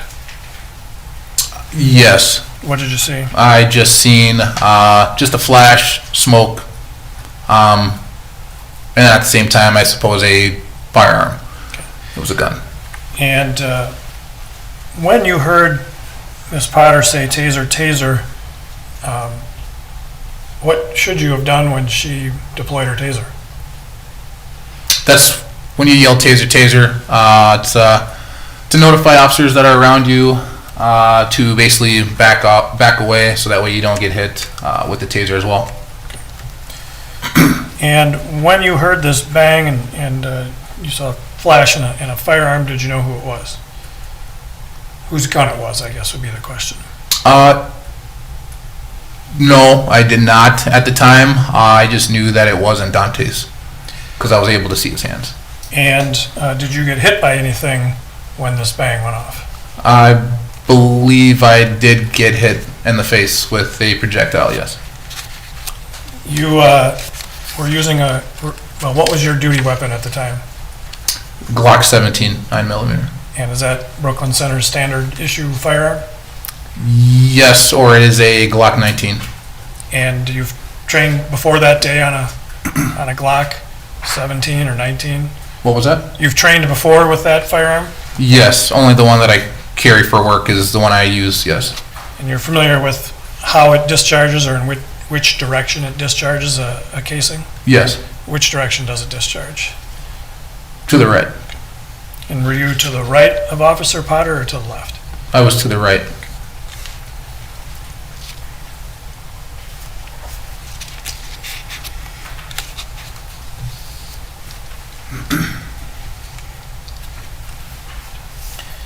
After the shot, did you let go of Mr. Wright? Yes. Why? That's when I realized that she yelled taser, taser, so it was pretty much simultaneously when it happened. When she yelled taser, taser, that's when I went back into the vehicle, realized that she said taser, taser, and right when I pulled back, that's when the round went off. So it was about the same time. And did you hear Mr. Wright say anything? I did not hear anything after that, the round going off for a brief moment. Okay, did you hear him say anything subsequent to the round going off at all? No. Do you recall him saying that he had been shot? I did not hear him when that happened, but with the review of the video once or twice, yes, I believe he does say that, but Okay. I wasn't able to hear at that time when that happened. And any idea why you were not able to hear it at that time? Just from the gun going off at a close range.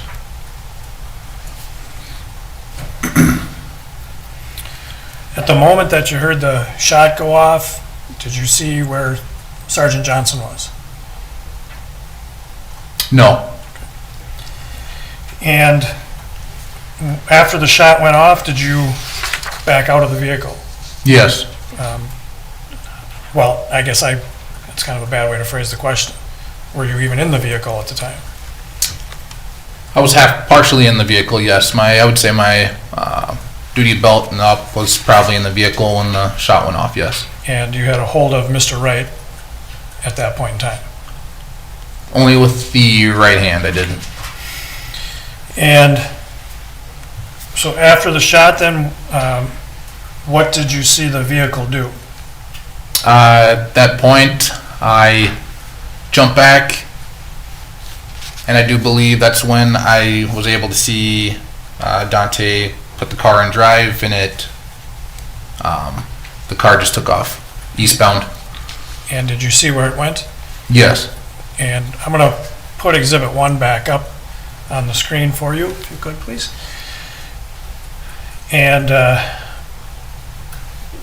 you see Exhibit 1 on the screen again? Yes. And can you take the stylus again and show us, what you saw of the vehicle, where it went? Yes, I do believe from the spot, traveled eastbound till about this median, airborne over the median, made contact with another vehicle, and I believe that's when the vehicle crashed into a fence, which would lead to where the other X is. Okay. And you were able to see that back at the stop location? Yes. Okay. And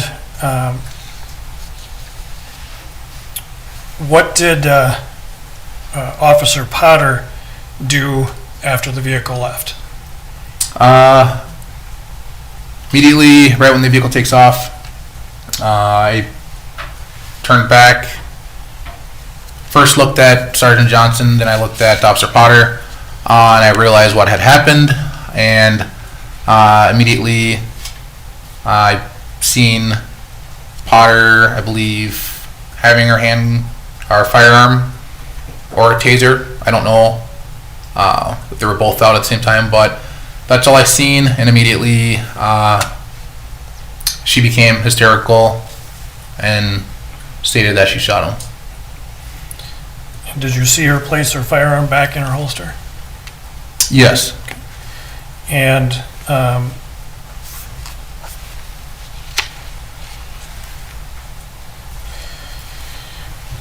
when you were there, so I want to talk like the stop scene where you stopped Mr. Wright's vehicle and the crash scene. So if we call them those two different names, you'll understand what I mean, right? Mm-hmm. Yes. Yes. And so when you're back at the stop scene, what do you do, immediately after the vehicle drove off towards the crash scene? What do you do? I immediately got on my radio. I notified over the radio to officers and dispatched that shots were fired. And did you provide any other information about what had happened in the incident? Over the radio, I do not recall, no. And at some point, did you become aware that other officers had responded to the other scene? Yes. And sorry. Well, that's okay. And so at that point, did you remain at the stop scene? Yes. Okay. And we'll come back to that in a little bit.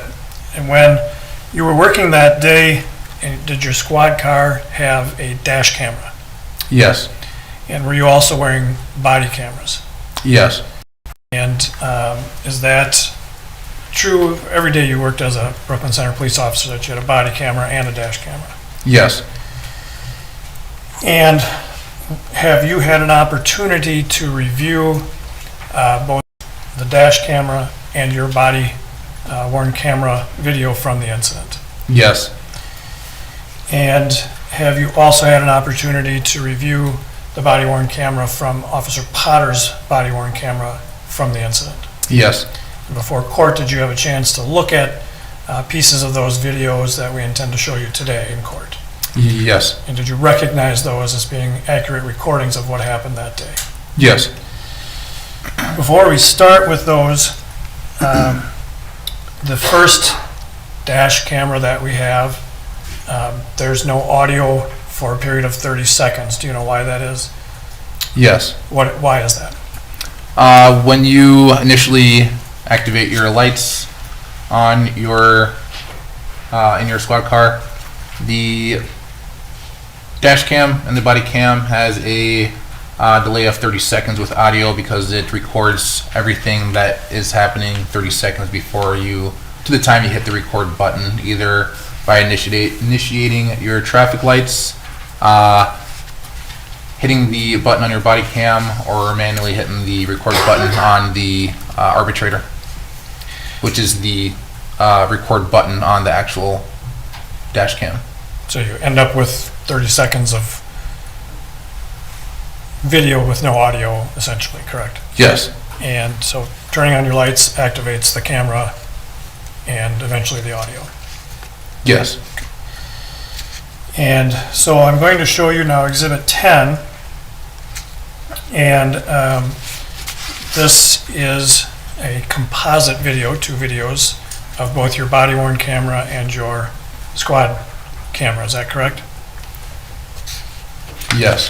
And Your Honor, we would offer Exhibit 10. Exhibit 10 will be admitted into evidence and you may publish.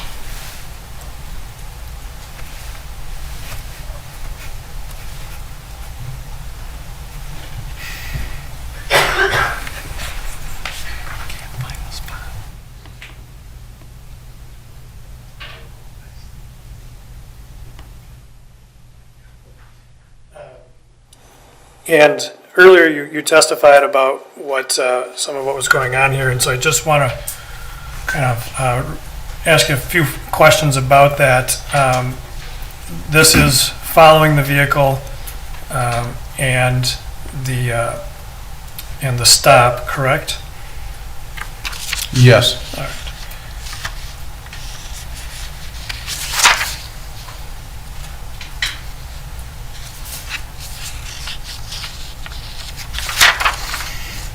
Okay, let's go ahead and play the video, please.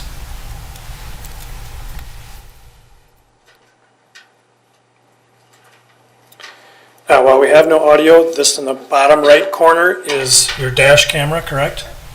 Yes. And the upper left corner is your body-worn camera, correct? Yes. Can you just show the jurors generally where you were wearing that on body-worn camera? On that day, my body cam was placed in the middle of my chest.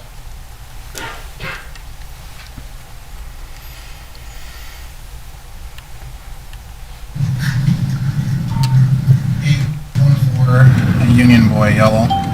It'll be on 63rd and Orchard Lane. Really? Move forward. You're gonna stop right here. Hey, can I get a second car over here, please?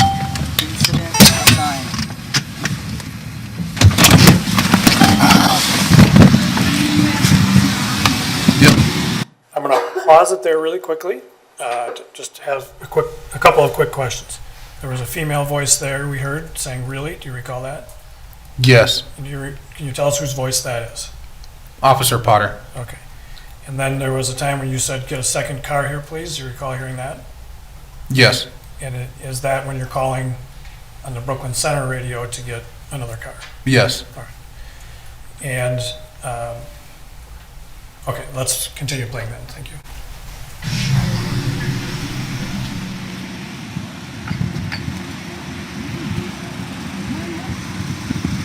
Hey, what's going on, man? You got a driver's license and proof of insurance for me at all?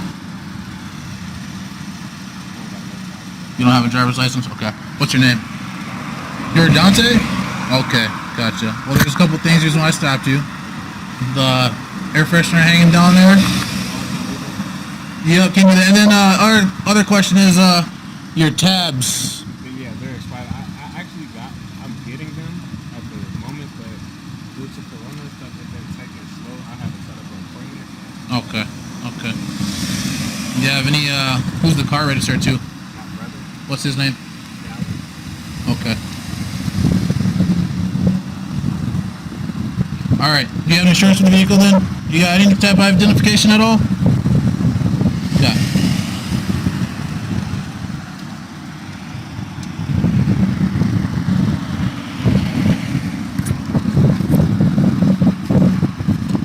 Yeah, just keep looking for the insurance, and then I'm gonna write your name, date of birth down, alright?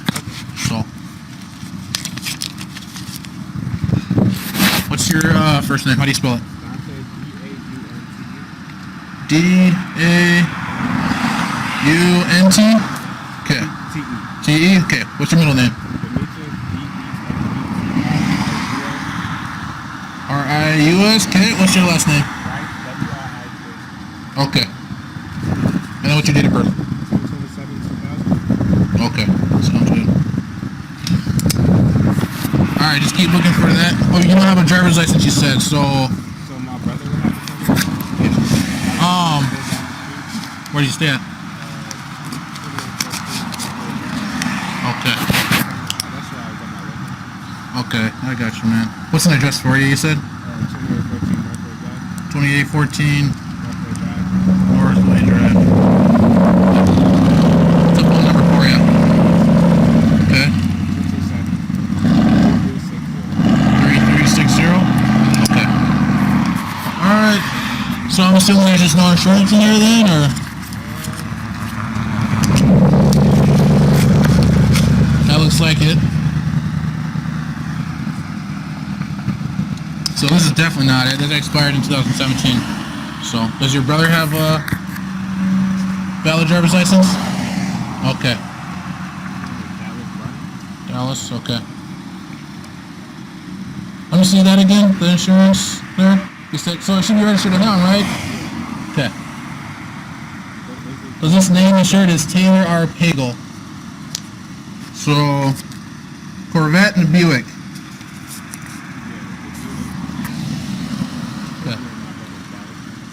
When you ran the plates, what did they say?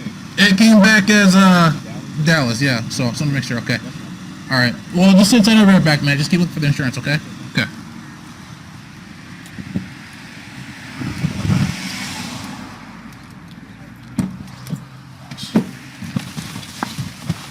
I wanted to say he was lying, but I think he's honestly telling the truth. So.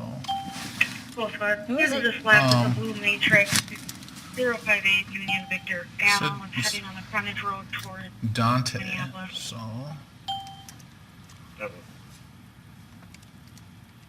1938. I see your code 4. Do you want me to continue? Yeah, if you want to just keep coming. Yeah, don't code for yourself until you code for. Did you code for yourself? Yeah, I did.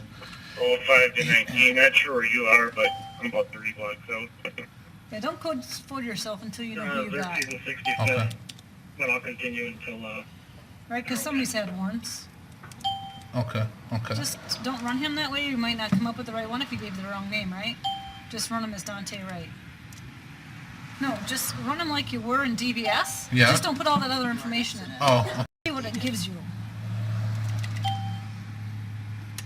He said his brother is Dallas.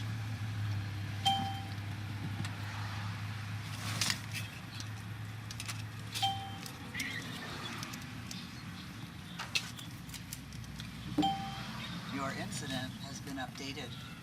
New message. Or Darius. License status. Suspended.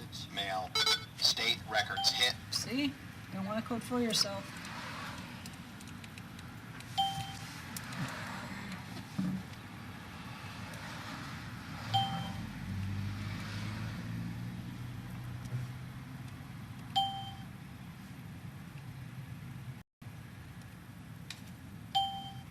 Sorry, that's the car. Queries.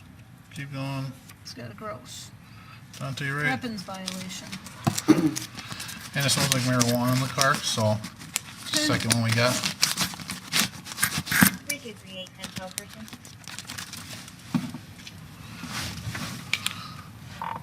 Affirmative. You're going to want to find out who the female is because there's no OFP. Yep. There's a harassment order. He's got a gross misdemeanor warrant, and there's an OFP for a female, so I need to ID her. There's also residue, like weed on the middle console, so probably search the car.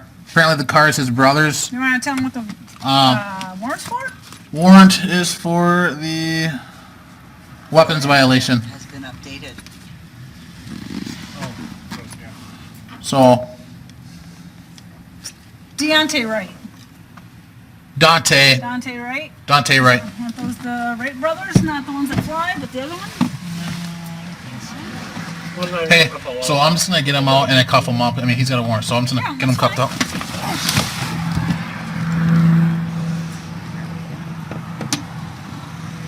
Okay. So does that depict then the time between following him, stopping the vehicle, the first approach, and then just right towards when you next approach the vehicle? Yes.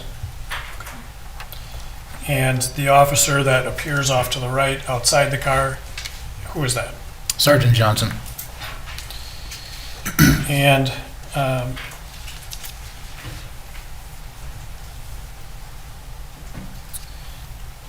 am going to show you then the next, well, Your Honor, at this time we would offer Exhibit 11. Any objection to Exhibit 11? Exhibit 11 will be admitted into evidence and you may publish, counsel. This is something that you were also able to watch before court, so you recognize this as an accurate depiction of what happened. Yes. And so 11, this exhibit includes the video of the second approach through the shooting, correct? Yes. Okay. Now let's play Exhibit 11.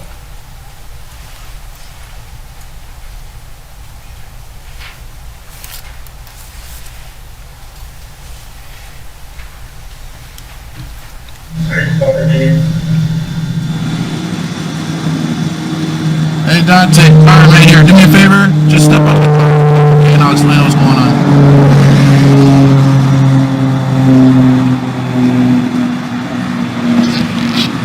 You can just put your phone on the dashboard there, okay?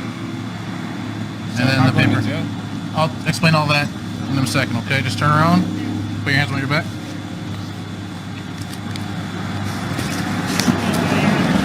Okay, so you are going to be under arrest, okay? You do have a warrant, so. Don't. You're tense enough, bro. Don't do it. Don't do it. Bring it back. Wait. Don't.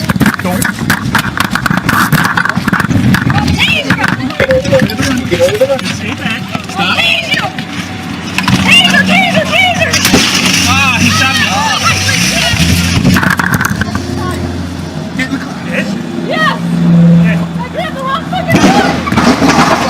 I shot him! Oh my god! Kim, sit down. Oh my god! PI access 63rd and Captain Drive, flight from 38 stop, start north on the red. Starting north on the red, then can you repeat your first part you said? Now we noticed at some point there that your video drastically changed. Did your body camera fall off at that point? Yes, it did. And at some point, did you pick it back up and put it on? Afterwards, yes.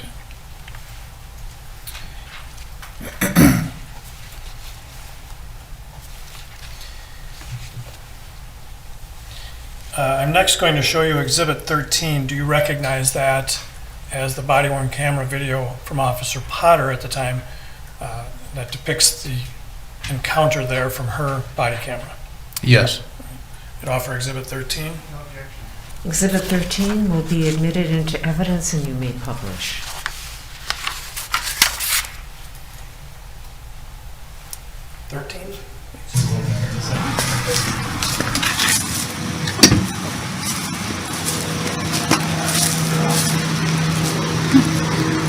Sam Stefano.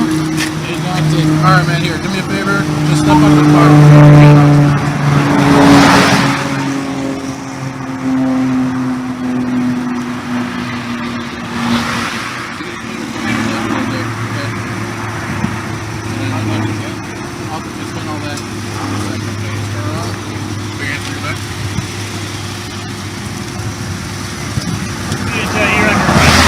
So you are going to be under arrest, okay? You got a warrant. You have a warrant.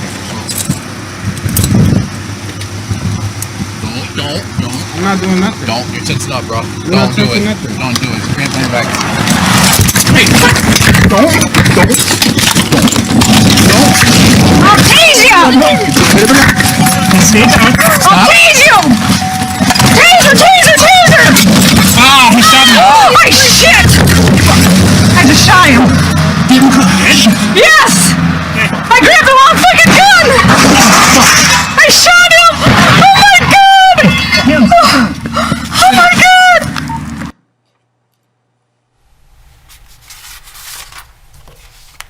Then Officer Lucky, in trying to provide as best a perspective of this whole incident that we can through these, we're also able to view a composite video like this of your squad car and Officer Potter's body-worn camera during that time period. Does that sound familiar? Yes. All right. Your Honor, we would offer Exhibit 12. Any objection to Exhibit 12? Okay, Exhibit 12 will be admitted, and you may publish that exhibit.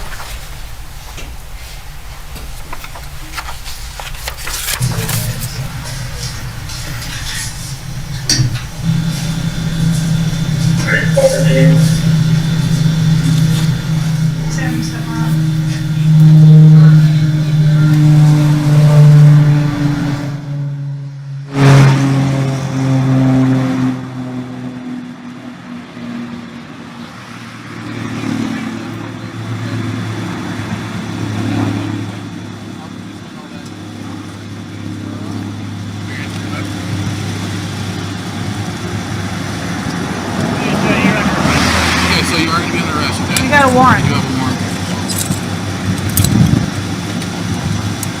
Don't.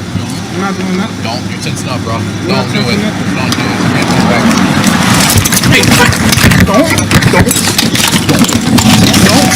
I'll tase you! I'll tase you! Taser! Ah, he shot me. Oh my shit! I just shot him. Yes! I grabbed the wrong fucking gun! I shot him! Oh my god!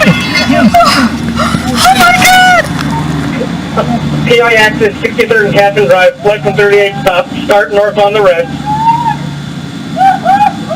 Starting north on the red, then can you repeat your first part, please? Right at the end of that video, there's a small black item or object in the street in front of you. Did you see that? Yes. Do you know what that was? Yes. What was that? My body camera. Okay, and did you at that point go pick it up? Yes. And in the moments after this video stops, does Ms. Potter continue to make statements about what happened? Yes. And so we would at this time offer Exhibit 14, which is a composite of the body-worn camera videos occurring after. Okay? Any objection to Exhibit 14? Exhibit 14 will be admitted into evidence and you may publish. You can play Exhibit 14, please. I just shot him. Get in the car. Yes! I grabbed the wrong fucking gun! I shot him! Oh my god! Jim, sit down. Oh my god! I got it. Oh my god! Oh my god! Starting north on the red.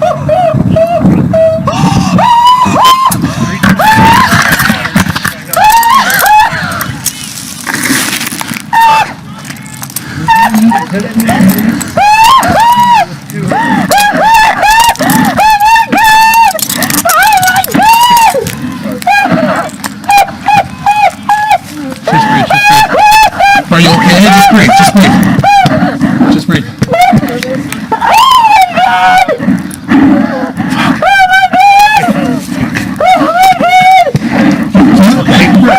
Just breathe.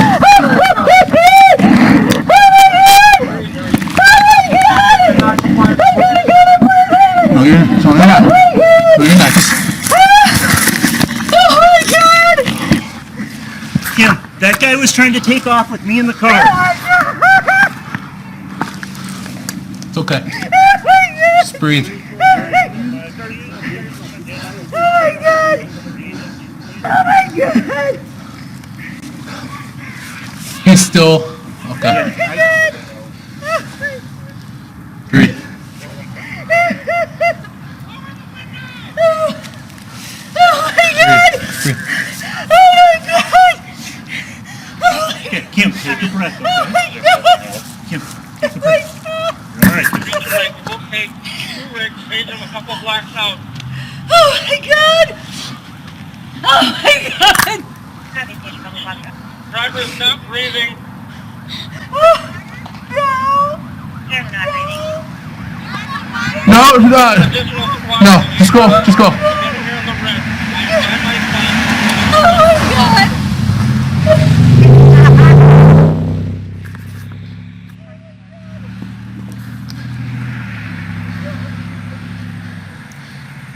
We can get the road shut down westbound Yeah, just hurry. on 63rd. my squad, not yours. Part with my squad.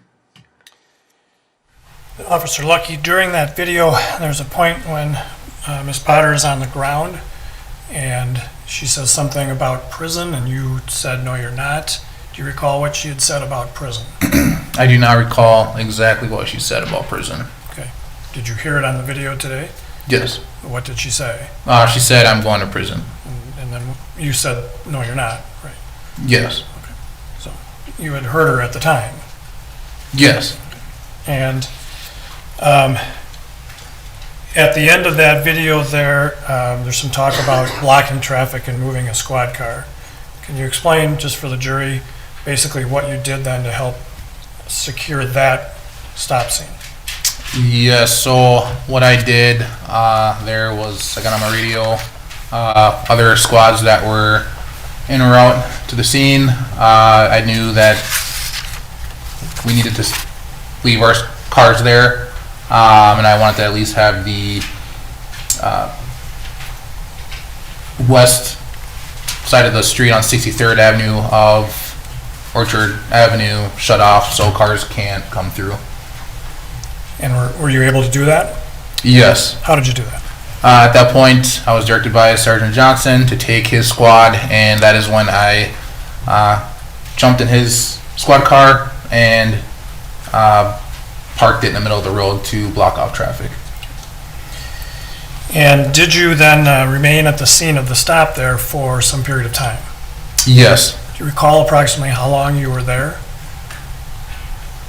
I would say approximately about 2:44 p.m. Is when you left the scene? Yes. And, I think I never even asked you at the beginning about what time it was that you initiated the stop. Do you recall?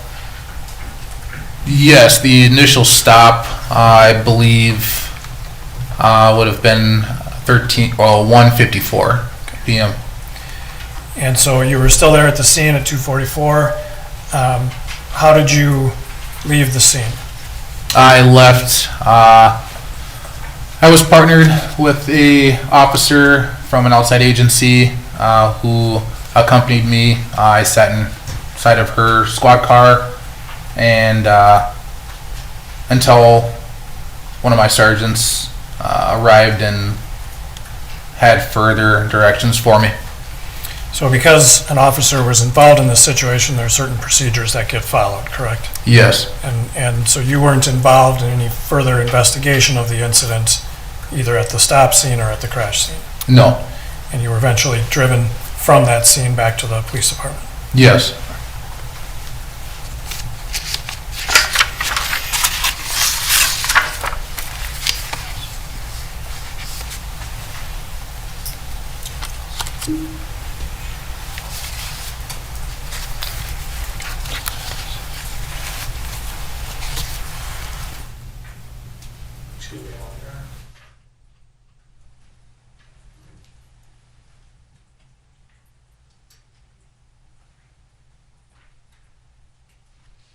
Thank you, Officer Lucky. I have no further questions at this time.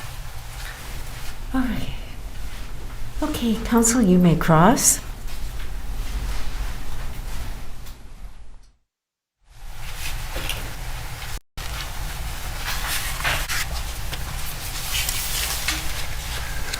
Good afternoon, Officer Lucky.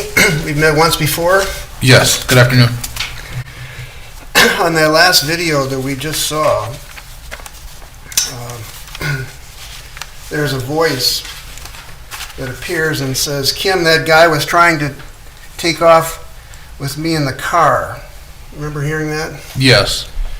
Whose voice was that? Sergeant Johnson's voice. And that was said, that statement was said right after she said, I'm going to prison, and he says, no, you aren't. Oh, I object, Your Honor, to this statement. Well, members of the jury, you rely on your own memory as to what you saw on the video, okay? What caused him, what was the sentence before he said, Kim, that guy was trying to take off with me in the car? Do you remember? I don't recall at this very second what he said. Okay. But you do remember Johnson saying that? Yes. Okay. Well, let me start with your comment that you had an intuition when you were following initially the white car, but you were not asked about what the intuition was. So what was your intuition at that moment when you saw the car and you had one? You mean when I was initially at the intersection of 63rd and Zane Avenue? Correct. Okay.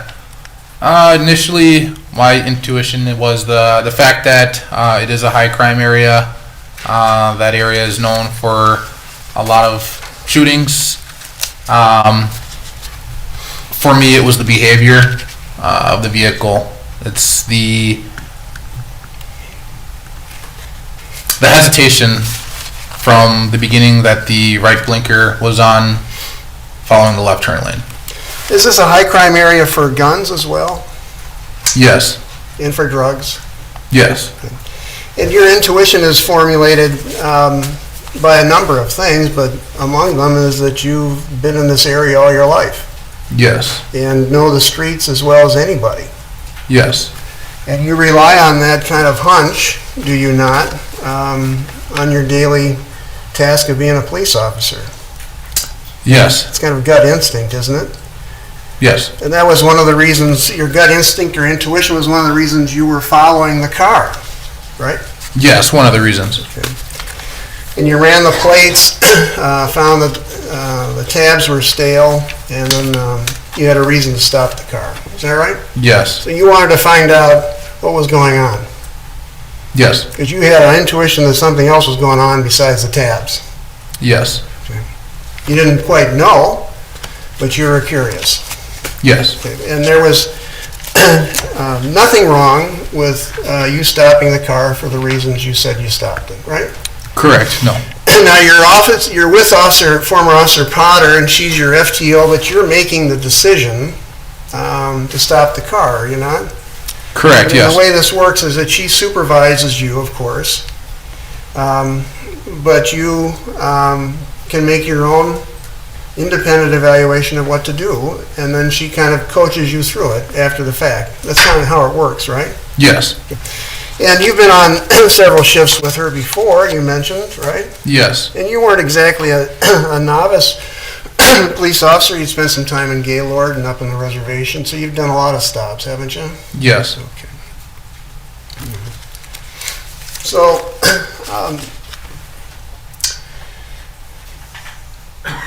the minute you walk up to the car, you want to find out who this person is, right? Yes. And he tells you, Mr. Wright tells you he doesn't have a driver's license, right? Yes. So as a matter of law, you know as a police officer, he had no business even driving the car. Yes. He can't drive a car without a license, right? Yes. Correct. He didn't offer you one, didn't offer you a permit, nothing, right? Correct. Yes. So at that point, you weren't going to let him go away anyway. You were never going to let him drive away. No. So it's fairly standard when you walk up to a doorway and say, "Can I see your license?" That's just police work 101, correct? Yes. It's standard to ask for insurance, right? Yes. Okay, because by law, and you're entitled to enforce the law, you're required to enforce the law, that everyone has to have insurance on their car, right? Yes. And if you don't have insurance on the car, you can't drive the car, right? Yes. So until you found out that they had insurance or insurance was covering this car, the car would never be going anywhere either, right? Yes. It would have to be in the end towed away, correct? Yes, as long as it's not blocking traffic, yes. And he gave this insurance card with some guy's name named Pagel on it from 2017, right? Yes. And you weren't very convinced by that, right? Correct, no. In fact, your intuition was that there was no insurance whatsoever. Yes, correct. Okay. Then you had the odor of marijuana. Was it an odor or was it smoke or what was it? It was just the odor of marijuana.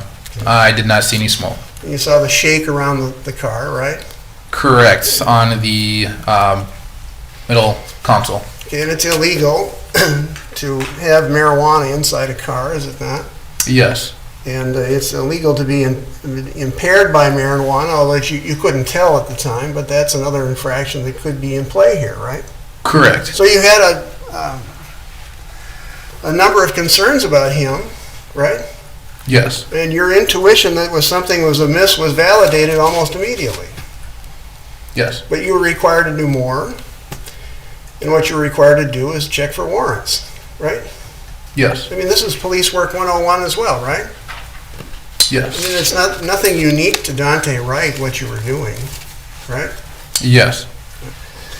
So you check the database and he comes up with a warrant, right? Yes. And it's for a gun. Yes. And that causes your concern to rise, does it not? Yes. Because you know, as you've told us, there are lots of guns in the area, right? Yes. And you know from your experience that it's possible now that he has a gun. Yes. You were thinking that way, weren't you? Yes, I believe, and for my safety, there's a gun in every vehicle that you stop. In fact, you found over your time in Brooklyn Center that a substantial percentage of cars have guns in them. Have you not? Yes. You know, roughly 2 in 5, although that's an estimate, isn't that right? I object, Your Honor's lack of foundation. Well, I think he answered the question. The objection is overruled. About 2 in 5? If you wanted to be proactive, you could probably find 2 and 5 in a shift. Yes. So you in thought. Brooklyn Center. I'm sorry, I interrupted you. I'm sorry. So you thought, or you had an intuition based upon your experience growing up in the area, that not only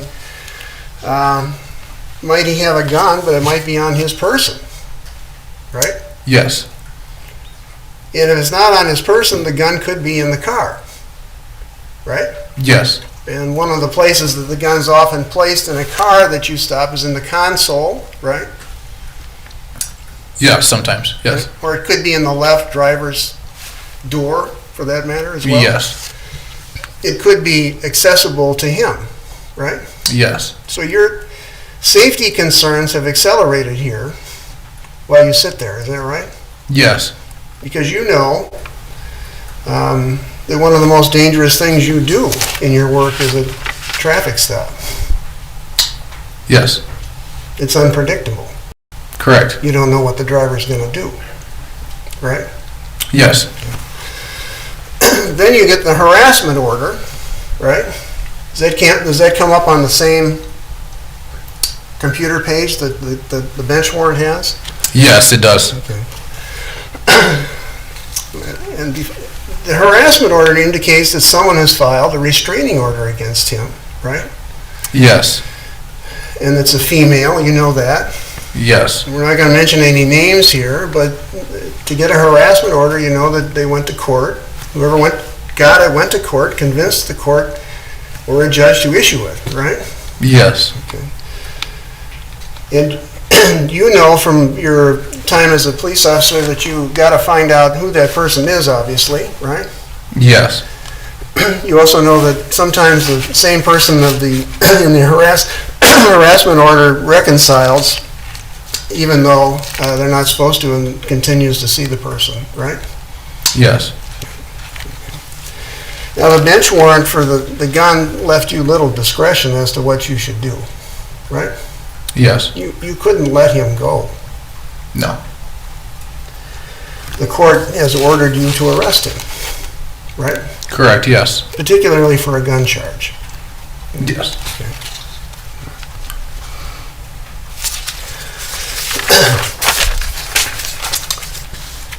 So you made the decision to arrest, but former Officer Potter didn't take issue with that whatsoever, right? No. And Sergeant Johnson was there by then, right? Yes. And the reason you asked for backup was this intuition that you've told us about, correct? Yes. It would be helpful from your point of view to have 2 police officers there in case something happens. Yes. Because something could, right? Yes. And something did. Yes. So the plan is to make an arrest, and Officer Johnson places himself at the passenger side, is that right? Yes. He's providing what is called in your profession of cover, right? Yes. He's called the cover officer. Correct. He's going to take care of the young woman on the passenger side so nothing happens from her end. Is that right? Yes. Standard operating procedure. And you're pleased that he's there, right? Yes. And you approach Mr. Wright and tell him to get out of the car, which is standard procedure. Yes. Okay. He resists, or at least stalls a little bit, according to you. Yes. You've seen a lot of people get out of cars. Yes. It's usually faster, right? Yes. And after you tried to cuff him, as the seconds wore on, did he ever stop resisting you? No. When you said, "Don't do it, bro," I believe that's your sentence. Yes. He was tensing up, but we can't see how he is tensing up on the video. Would you describe that for us?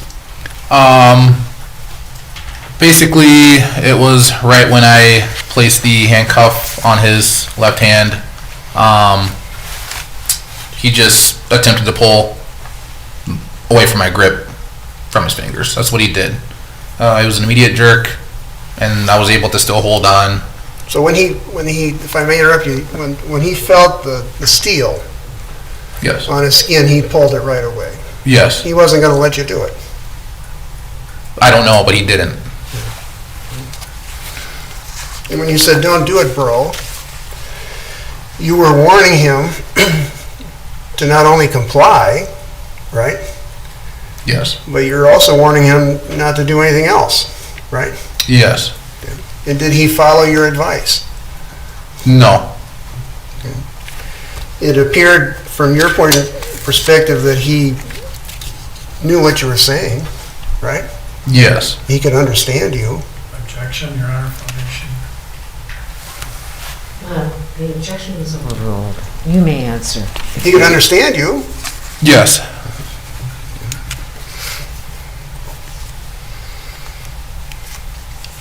Now his car is not moving. No. It's not in gear. That I can recall, no. You don't know if it's even on or off, right? No. But you know you can't let him go.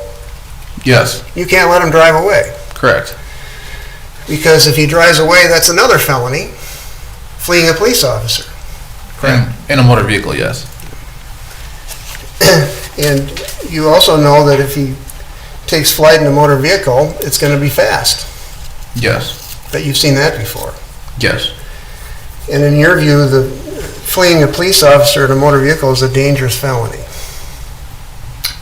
Yes. It's a felony for fleeing in a motor vehicle, yes. Involves danger involving a car. Yes. Okay. So at this point, Officer Potter says, "I'll tase you." You remember that, which is another warning to him, isn't that? Is that correct? Yes. It warns him that he should stop, or else he'll be tased, right? Yes. And when she says that, does he stop at all? No. He continues on with his struggle. Yes. He's going to grab the steering wheel. Yes. She says, "I'll tase you a second time." Does he stop? No. And then the final seconds go by. He's still resisting. Yes. You're still partially in the car. Yes. Right? Johnson is in the car, as far as you know. Yes.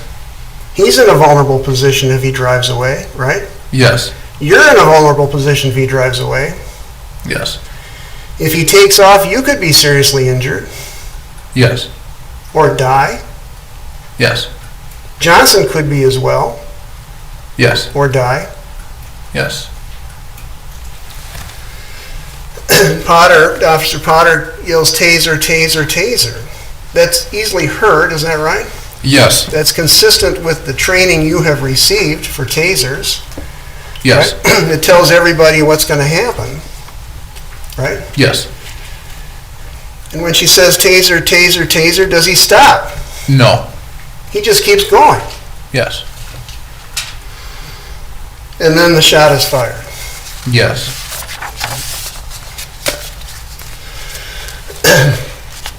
given your taser training, would you have used a taser if you could have? With that situation, yes. So tell us why. Just because at the moment he was not in control of the vehicle,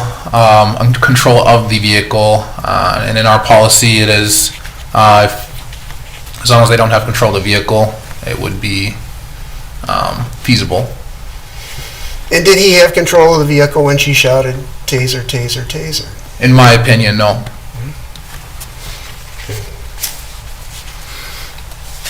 Then what happens is a shot is fired and you back up. Is that right? Yes. And that's standard protocol too, is it not?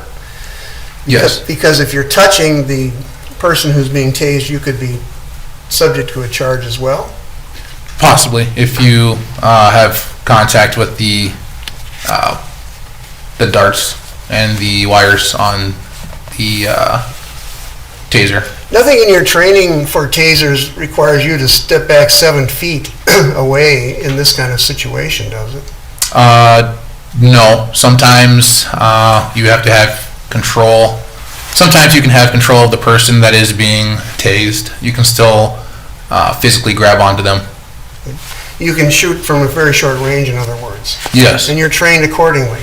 Yes. That you can do that. Yes.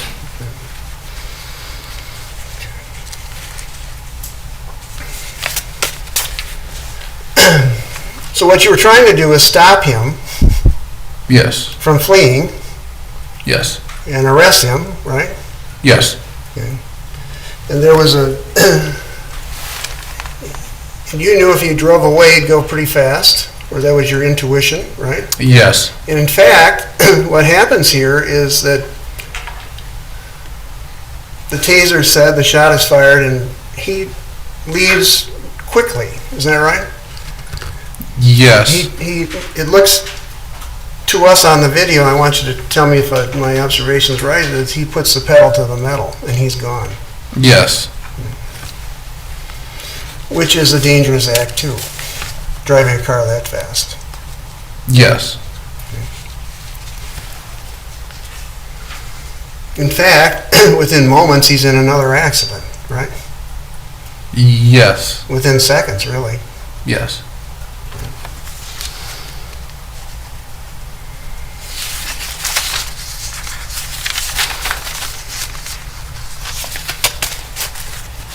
In your view, before the taser was said and the shot was fired, did Daunte Wright have control of that car? Objection has to be answered. I'll let you answer again. No.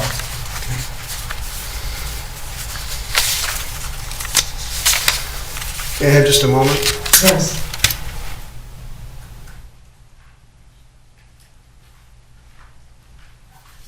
Thanks a lot. Appreciate you answering my questions. Does the state have redirect? Yes, Your Honor.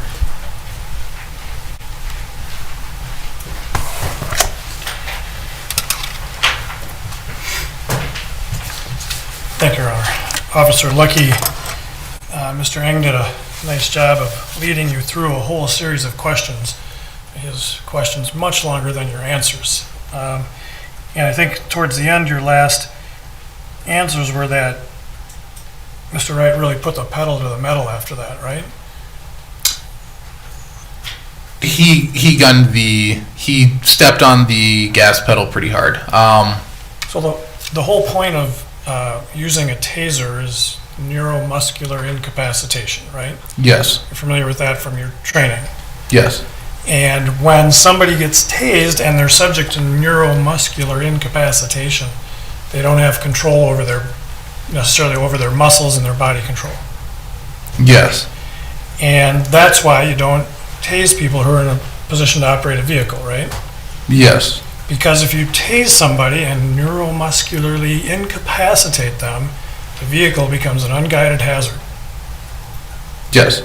And here in this case,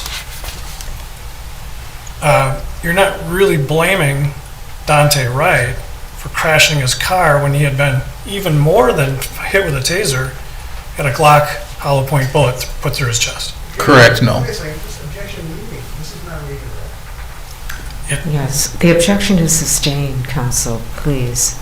This is your witness. Okay. Mr. Eng asked you, in fact, he really put the pedal to the metal, right? Yes. And you said yes to that. You really think that you knew he put the pedal to the metal? No, what I believed what he meant by that when he asked me that was basically he stepped on the gas pedal. I mean, even watching that video, you turn the volume up, you can hear the engine going. Well, he had been just shot, correct? Correct, yes. All right. And so the crash that happens, Mr. Eng asked you to agree, was, showing his bad driving conduct. Did you know his physical condition when he was in that car crash a couple blocks away? No. Okay. So your answers, were they based on the suppositions that Mr. Eng was feeding to you, or what you actually knew about it? Get to the form of the question. All right. Okay. Counsel, do you want to rephrase the question and ask something specific? Sure. Did you know Mr. Wright's medical condition at any point after the vehicle drove away from where Officer Potter shot him in the chest? No.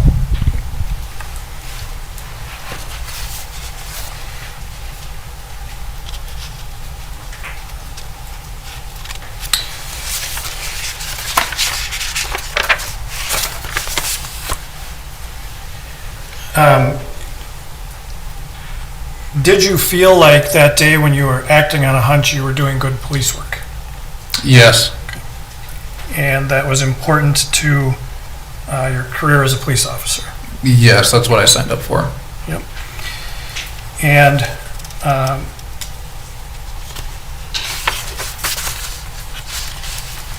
you did not ever see, well, I guess I have to be careful. Did you ever see a gun in Mr. Wright's car? No. Did you ever see him make a move that you believed was him reaching for a gun? No. During your entire interaction with him, the second time, the time period during which he was shot, you were able to see his hands and where they were you not? Yes. And did Mr. Wright ever physically strike you? No. Did the passenger ever make any threatening moves towards you? No. And did you know at the time that Sergeant Johnson was restraining Mr. Wright from the passenger side? Yes. And did you know at the time that, were you holding on to Mr. Wright physically with your right hand? At the same time? Yes. I believe so. I think at one point when I was, Sergeant Johnson had his right hand on the gear shift, and I think he was also grabbing Mr. Wright with his left hand, but I can't recall what he was doing. But that's what you thought was happening at the time? Yes, when I was glancing over, yeah. And this, and at this moment, you were making efforts to shut the car off yourself?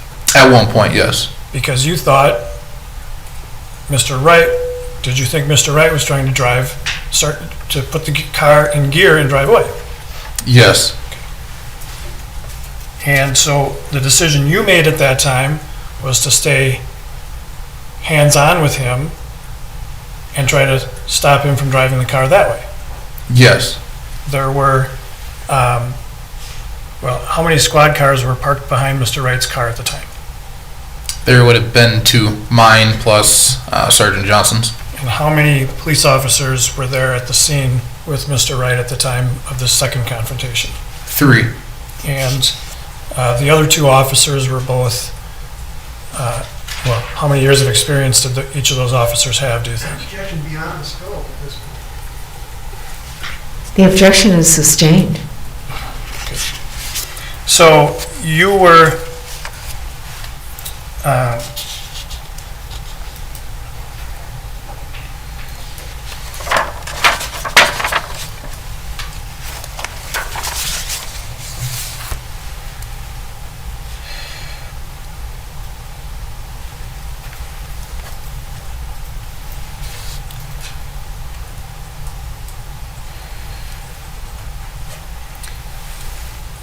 Mr. Ng asked you if you had to arrest him because of the warrant.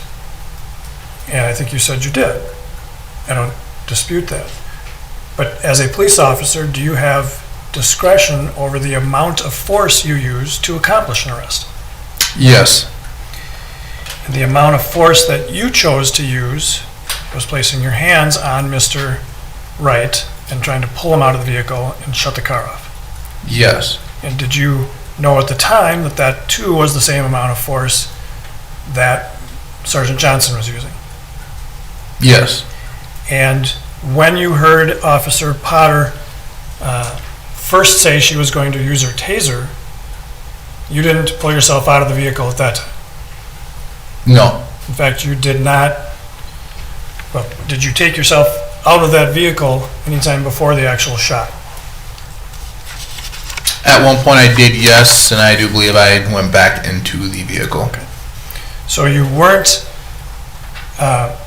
so the concern that you expressed to Mr. Ng about potentially being dragged by the vehicle, you didn't have at the time you went back in the vehicle to try and disable it? Sorry, ask that question again? Sure. You told counsel on cross-examination that there was a concern that you could have been dragged and hurt by the car. But when you reached into the vehicle, put yourself into that vehicle, you must not have been concerned about that at that point, right? Yes, but it's a possibility that it could have happened. Always a possibility it could happen, right? Yes. That's not a question. Right? Question mark. I'll let the answer stand.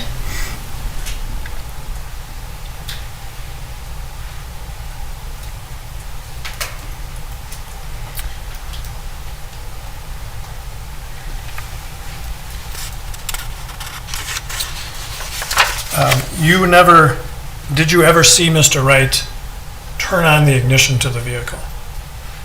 No. Did you ever see him, and through any of your interaction with him, see him turn off the vehicle? No.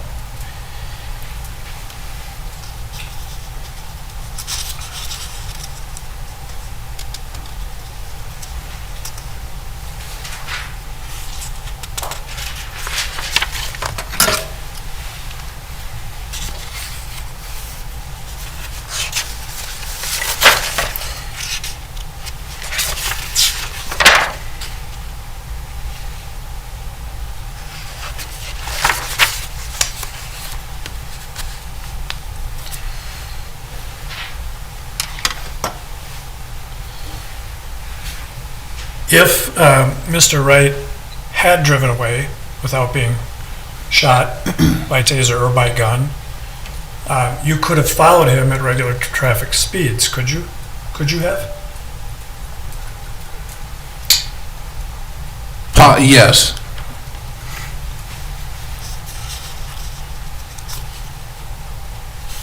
I think you indicated that marijuana is a felony. Isn't actually a small amount of marijuana a petty misdemeanor, right? Right. Like a payable ticket. Right, yes.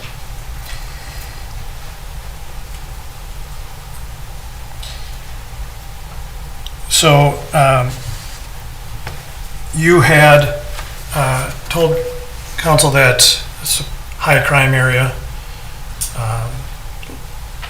I think you estimated 2 out of 5 cars have a gun in it.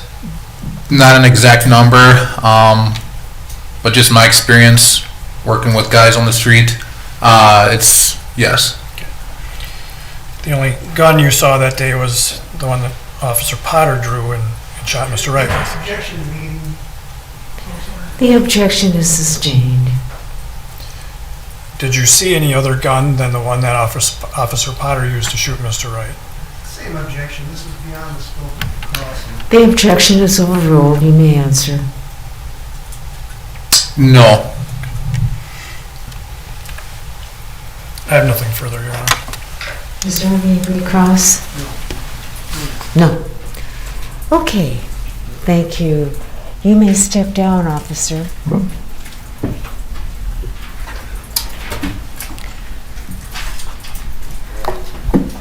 Okay, members of the jury, I'm going to excuse you for the day, And we'll start up this time promptly at 9 o'clock. Okay, so have a wonderful evening.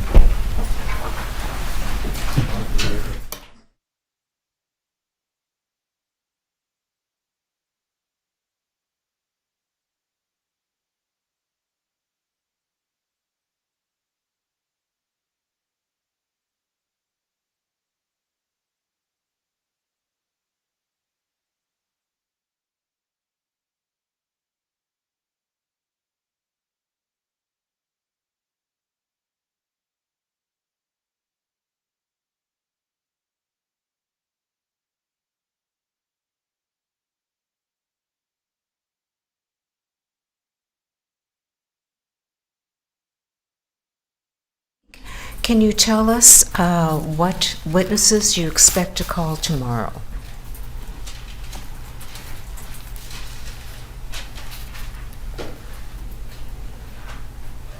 Your Honor, could we have a quick sidebar, please? Yes.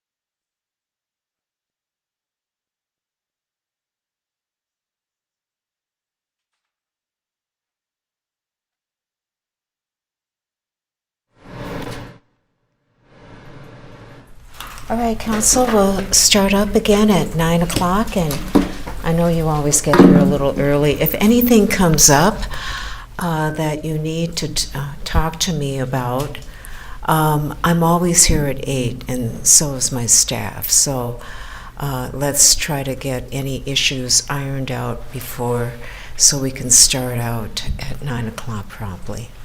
All right, have a good night, okay? Thanks, George.